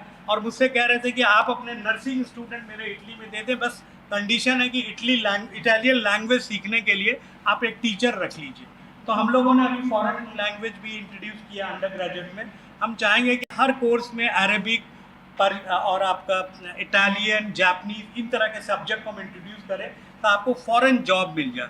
ये देखिए, एम्प्लॉयबिलिटी भी बहुत इंपॉर्टेंट है। अगर आप एम्प्लॉयबल हैं तो आपको फिर ये नेगेटिव माइंड नहीं आएगा। नेगेटिव माइंड तब आता है जब आपके पास जॉब नहीं है, काम नहीं। तो मैं ज़्यादा टाइम लेते, मैं शुक्रगुजार हूँ जनाब सिराज कुरैशी साहब का, जो खुसरो फाउंडेशन के बोर्ड ऑफ डायरेक्टर्स में हैं, और भी जितने डायरेक्टर साहब हैं, मैं पहली बार मिल रहा हूँ। तो मैं सबको बहुत बहुत शुक्रिया कहता हूँ कि जामिया हमदर्द ने आपने ये प्रोग्राम किया, और मैं चाहूँगा कि इस तरह के आप अच्छे वर्कशॉप्स करें, डायलॉग करें।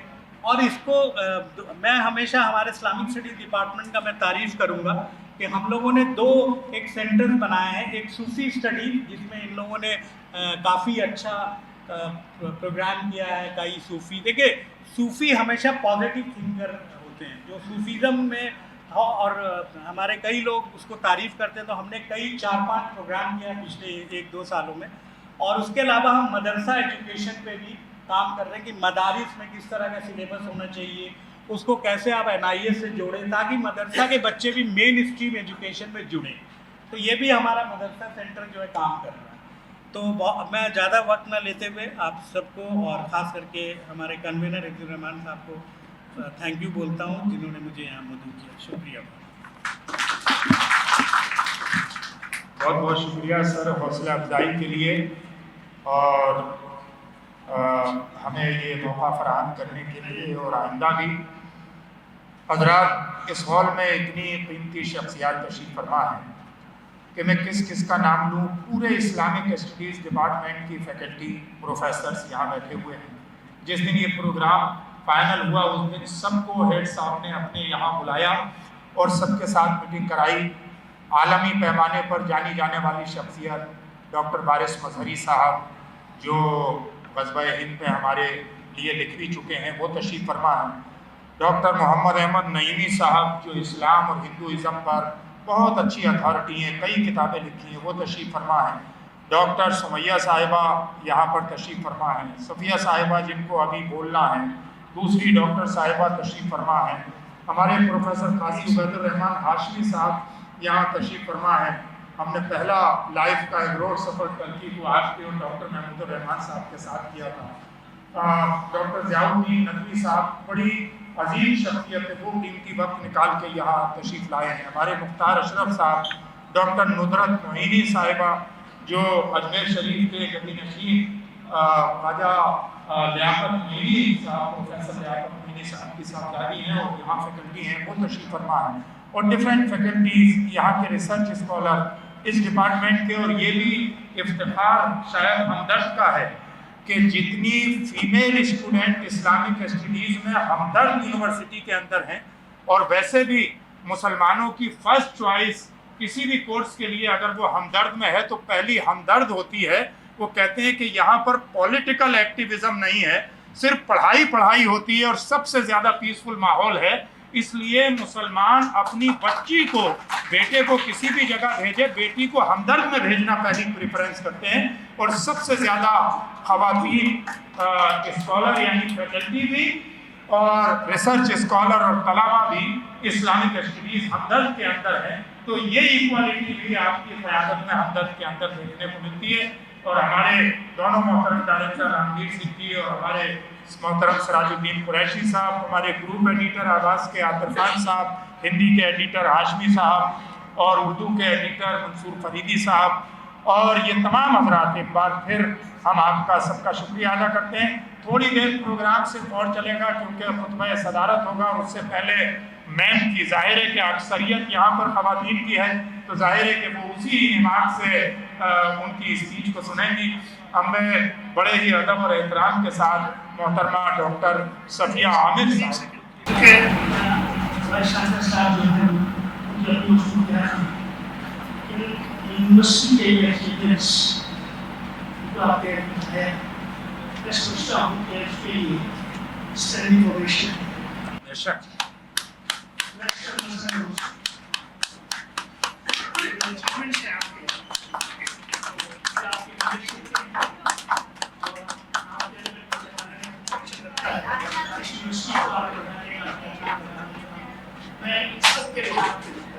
کمیونٹی کے لیے آپ کو سلام کیسی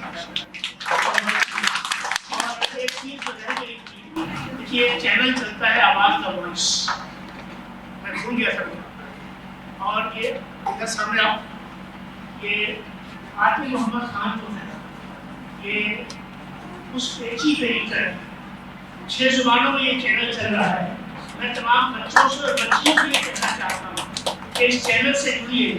اس کے ذریعے جو پبلک اویئرنیس پیدا کی جا رہی ہے اور جو پیس اور ہارمنی کے لیے اور ڈائلاگ کے لیے جو کام ہو رہا ہے اس کے لیے بھی میں ان کو مبارکباد بھی دیتا ہوں. اور ان سے جڑیے، یہ بھی نوجوان ہیں اور آپ بھی جو نوجوان ہیں، تو جوانوں کے بیچ میں تعلق کرنا چاہیے. اور یہ چینل بڑا اچھا کا کام کر رہا ہے.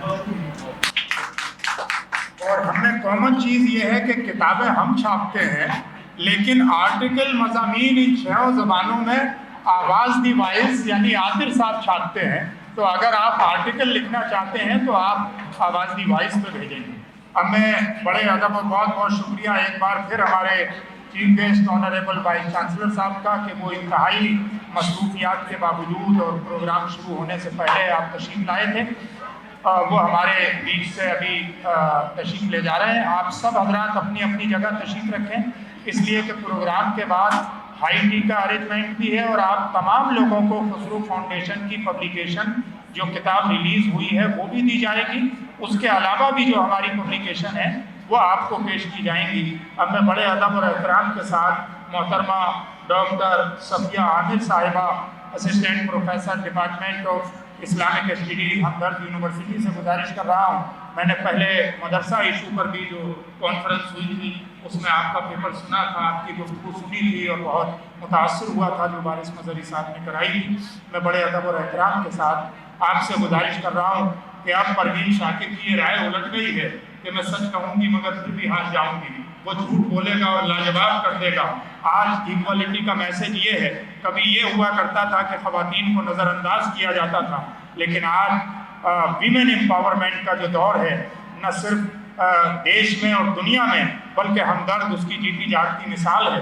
اور آپ اس کی علامت ہیں کہ مجھے یہ پتہ لگا، وارث مظہری صاحب نے بتایا کہ ہمارے ڈپارٹمنٹ میں سب سے سینئر ہم لوگوں میں آپ نے بتایا تھا کہ صفیہ میم. لہٰذا میں آپ سے گزارش کر رہا ہوں کہ آپ تشریف لائیں اور اپنے خیالات سے زوردار تالیاں. بہت بہت شکریہ. الحمدللہ رب العالمین والصلاۃ والسلام علی رسول الکریم. محترم مہمان عزیز وقار ڈاکٹر خواجہ افتخار احمد صاحب، صدر interfaith harmony foundation of India,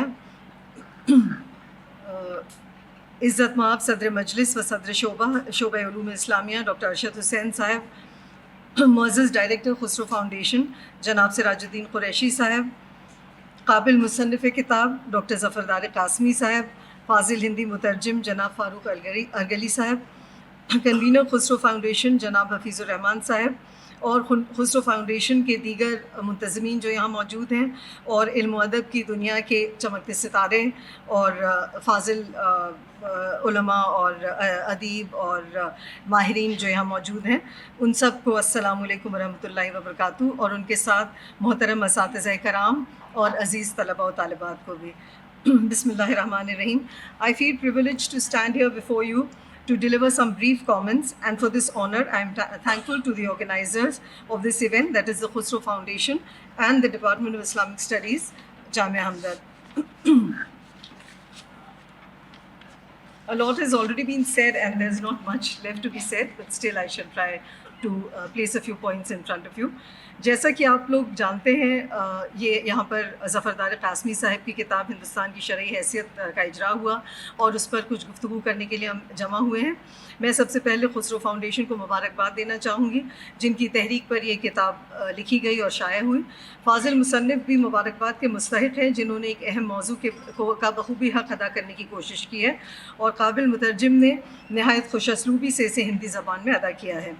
کتاب جس مقصد سے لکھی گئی ہے وہ نہایت اہم ہے، یعنی انسانی اقدار اور حقوق کو فروغ دینا، آپسی بھائی چارے اور مذہبی رواداری کے ماحول کو مضبوط کرنا، ہندوستان کی جو خوبصورتی ہے اسے اجاگر کرنا، یعنی یونٹی ڈائیورسٹی، اور اس کا تکثیری سماج جو کئی مختلف اقوام سے بنا ہے.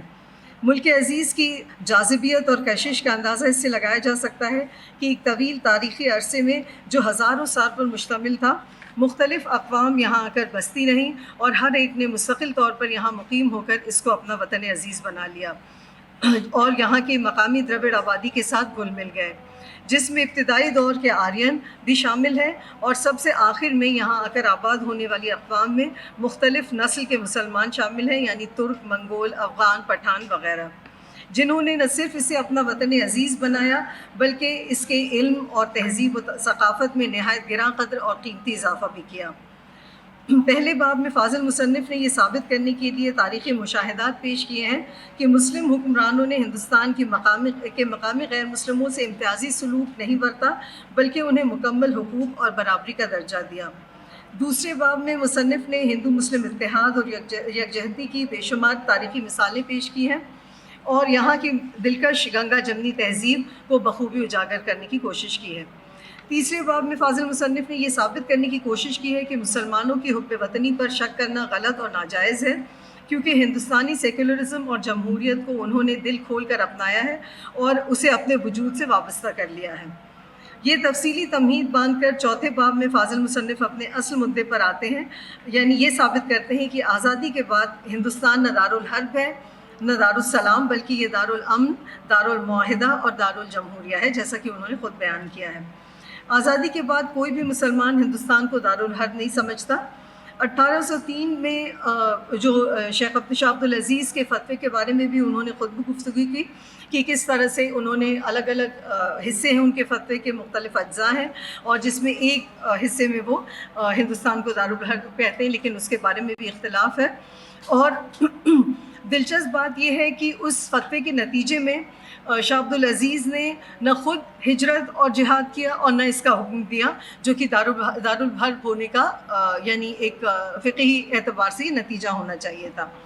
اور جیسا کہ ظفر صاحب نے بھی کہا اور جدید دور کے علوم اسلامیہ کے ماہر ڈاکٹر مشیر الحق صاحب نے بھی اس طرف اشارہ کیا کہ اس امر کی توجیہ، اس فتوے کی توجیہ اس طرح بھی کی جا سکتی ہے کہ غالباً اس کا مقصد یہ تھا کہ دارالحرب میں کیونکہ سود کا لینا مسلمانوں کے لیے جائز ہو جاتا ہے تو ان کے لیے معاشی مواقع میں وسعت پیدا کی جائے، یہ ایک اس کا مقصد ہو سکتا ہے. اس طرح فاضل مصنف ڈاکٹر ظفردار قاسمی صاحب مکمل طور پر اس امر کی تردید کرتے ہیں کہ کوئی بھی مسلمان انفرادی اجتماعی سطح پر ہندوستان کو دارالحرب مانتا ہے. اس کے ذریعے وہ مسلمانوں پر کیے جانے والے شکوک کو ختم کرتے ہیں اور ہم وطن بھائیوں کے ساتھ ان کے تعلقات کو ہموار بناتے ہوئے اور ان کے درمیان کے فاصلے کو کم کرنے کی کوشش کرتے ہیں. یہ بات بھی ہماری ذہن نشین رہنی چاہیے کہ دارالحرب اور دارالاسلام وغیرہ کی کیٹیگریز یا دارالامن دارالسلام یہ قرآن اور حدیث میں نہیں پائی جاتی ہیں، بلکہ عہد وسطیٰ کے فقہا نے یہ کیٹیگریز اپنی ضروریات اور آسانی کے لیے بنائیں۔ ہندوستان جب ایک بیرونی طاقت یعنی انگلستان قابض تھا اور اس ملک کے باشندوں کا کھل کر استحصال کر رہا تھا، تو یہ مسئلہ کچھ حد تک اٹھایا گیا کہ یعنی ہندوستان کی شرعی حیثیت کیا ہے۔ جیسا کہ ڈاکٹر افتخار احمد صاحب نے بیان کیا، جدید دور میں اس امر پر ملک اور بیرون ملک کے علماء کا مکمل اتفاق ہے کہ نہ صرف ہندوستان بلکہ دنیا کا کوئی بھی حصہ آج دارالحرب نہیں ہے۔ مزید یہ کہ کیونکہ ہندوستانی مسلمانوں کو مذہبی آزادی حاصل ہے، ہندوستان کی موجودہ حیثیت دارالسلام یا دارالاسلام کی ہے۔ کیونکہ آج دنیا کے تقریباً 45% مسلمان مختلف ملکوں میں اقلیت کی حیثیت سے رہ رہے ہیں، آج فقہ الاقلیات پر زیادہ زور ہے، اسے ڈیولپ کرنے پر زیادہ زور ہے، اور آج ہندوستان میں دارالحرب کے تعلق سے جو بھی گفتگو ہو رہی ہے وہ صرف مدارس وغیرہ میں ایک تاریخی اور علمی پس منظر میں ہو رہی ہے، فقہ کی روشنی میں۔ لیکن ساتھ ہی نہایت افسوس کے ساتھ یہ کہنا پڑ رہا ہے کہ آج کی نہ صرف دنیا کے بڑے حصوں میں بلکہ ملک عزیز ہندوستان میں بھی اسلاموفوبیا کی جو لہر چل رہی ہے وہ مسلمانوں کے لیے نہایت خطرناک ہے، اور جو اکثر مسلمانوں کے خلاف دشمنی، بغض، تشدد اور منفی نظریات کی شکل میں رونما ہوتی ہے۔ لیکن ایک خوشائند بات یہ ہے کہ ایسے ماحول میں بھی عالمی سطح پر اور بالخصوص نوجوان طبقے میں فلسطین کے مسئلے نے جو موقف اختیار کیا ہے، انہوں نے جو موقف اختیار کیا ہے فلسطین کے مسئلے میں، وہ نہایت پر امید اور حق پر مبنی ہے۔ اس کے ساتھ میں کچھ باتیں اور آپ سے کرنا چاہوں گی، and please excuse me for switching to English because I feel more comfortable in. At the same time, before I end what I have to say, I would like to say that valuable Indian values of secularism and religious freedom, which are enshrined in the Constitution, need to be not only protected but actively fostered. Religious, social and economic divides need to be bridged. We need to overcome negativity. History cannot be denied or negated. We need to learn from it. Some people are fanning the flames of hatred without realizing that one day these flames will engulf them also. Interfaith dialogue, as all of the speakers, the eminent speakers before me have stressed and emphasized, interfaith dialogue is the need of the hour to understand each other and overcome alienation. We should not view each other with distrust or suspicion. Minorities and other weak groups should be protected and provided full access to opportunities and resources. Discriminatory laws have no place in such a dispensation. While Muslims need not be pushed to the wall, nor should they be always on the defensive, nor should they be always expected to wear their patriotism on their sleeve. And for India to become a Vishwaguru, it is necessary that we remain united, and opportunities for progress are not denied to any section of the population. Thank you very much.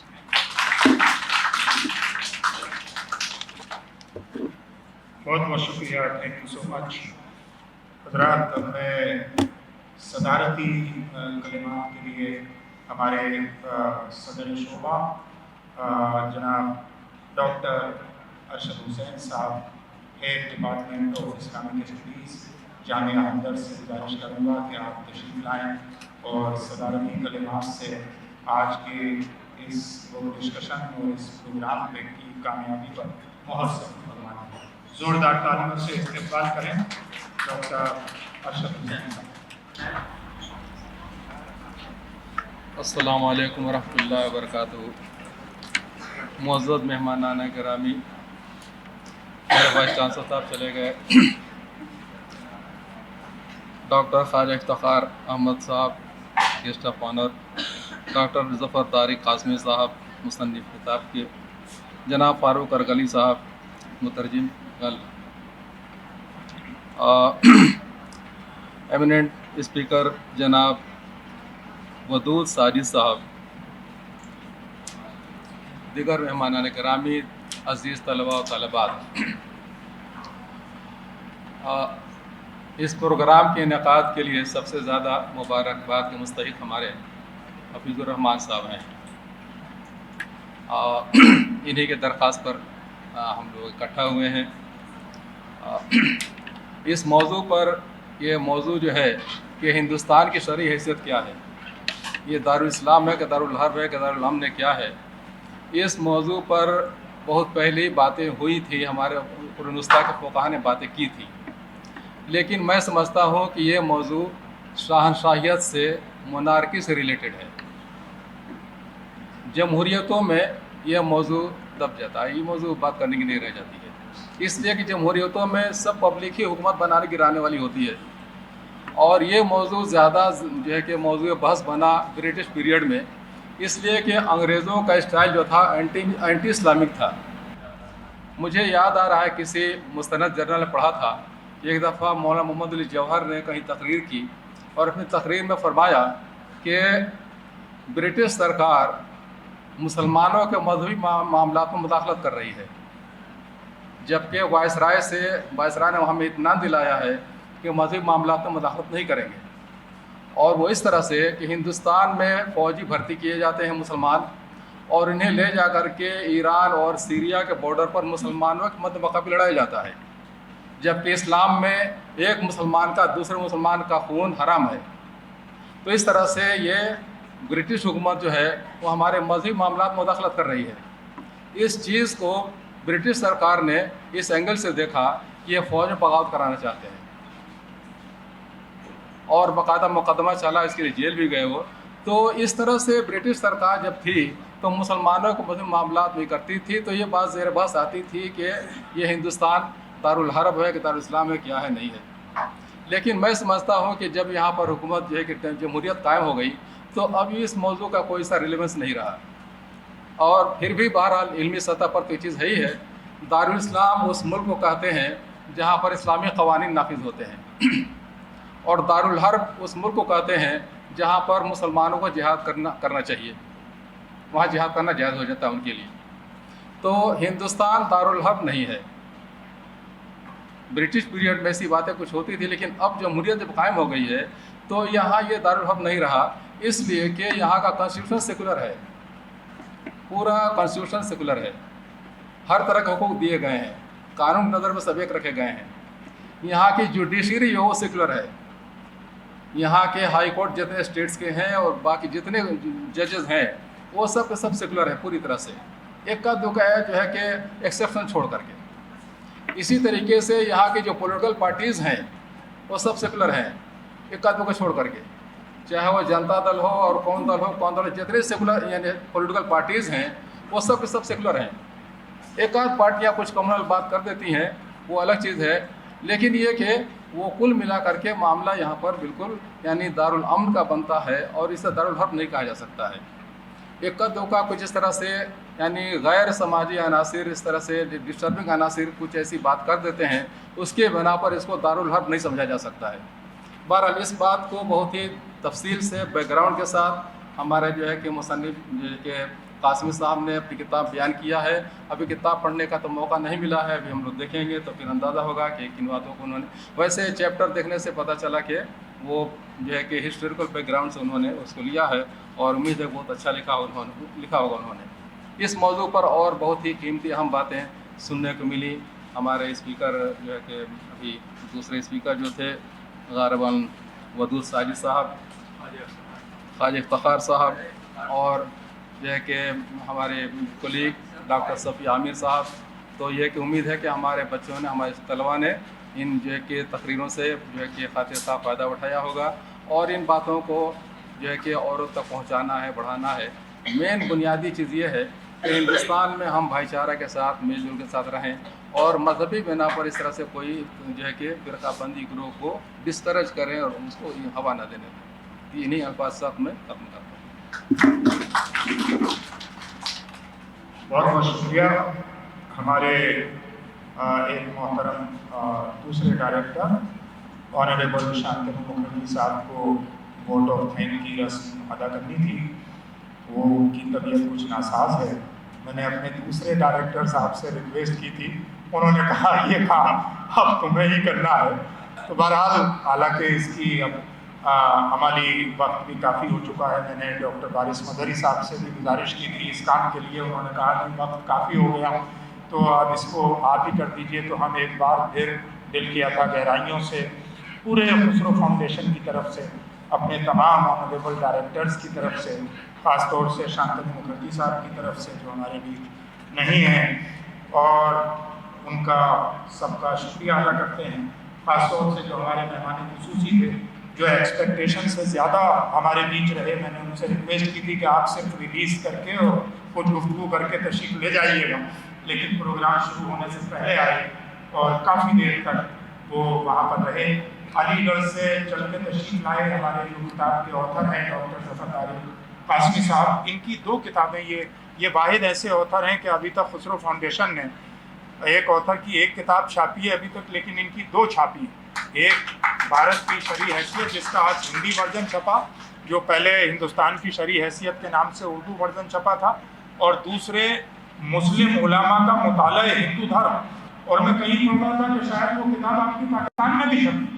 تو یہ جو لکھ رہے ہیں اور اس کا اندازہ جیسا پی سی صاحب نے کہا کہ آپ پڑوسی دیشوں میں بھی جو نوجوان ہیں وہ بھارت کی طرف دیکھ رہے ہیں اور بھارت کا، یہاں کی جمہوریت کا اور یہاں کی مثالیں جو ہے پیش کر رہے ہیں اور اپنی حکومتوں کو کرٹیسائز کر رہے ہیں۔ میں بہت شکر گزار ہوں محترم خواجہ افتخار احمد صاحب کا، جو مجھے ہمیشہ بچے کی طرح ایک عزت دیتے ہیں اور باضابطہ یہ کہتے ہیں کہ میرے اپنے بچوں میں اور آپ میں کوئی فرق نہیں ہے، کہ ایک ٹیلی فون کال پر انہوں نے کوئی فین بٹ کیے بنا یہاں پر تشریف لائے۔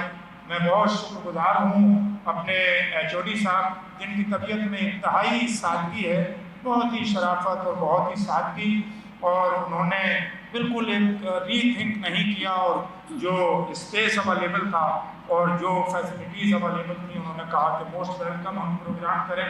اور میں شکر گزار ہوں محترمہ صفیہ عامر، ڈاکٹر صفیہ عامر صاحبہ کا، جنہوں نے انتہائی بہترین گفتگو کتاب کی روشنی میں اور اس موضوع پر کی۔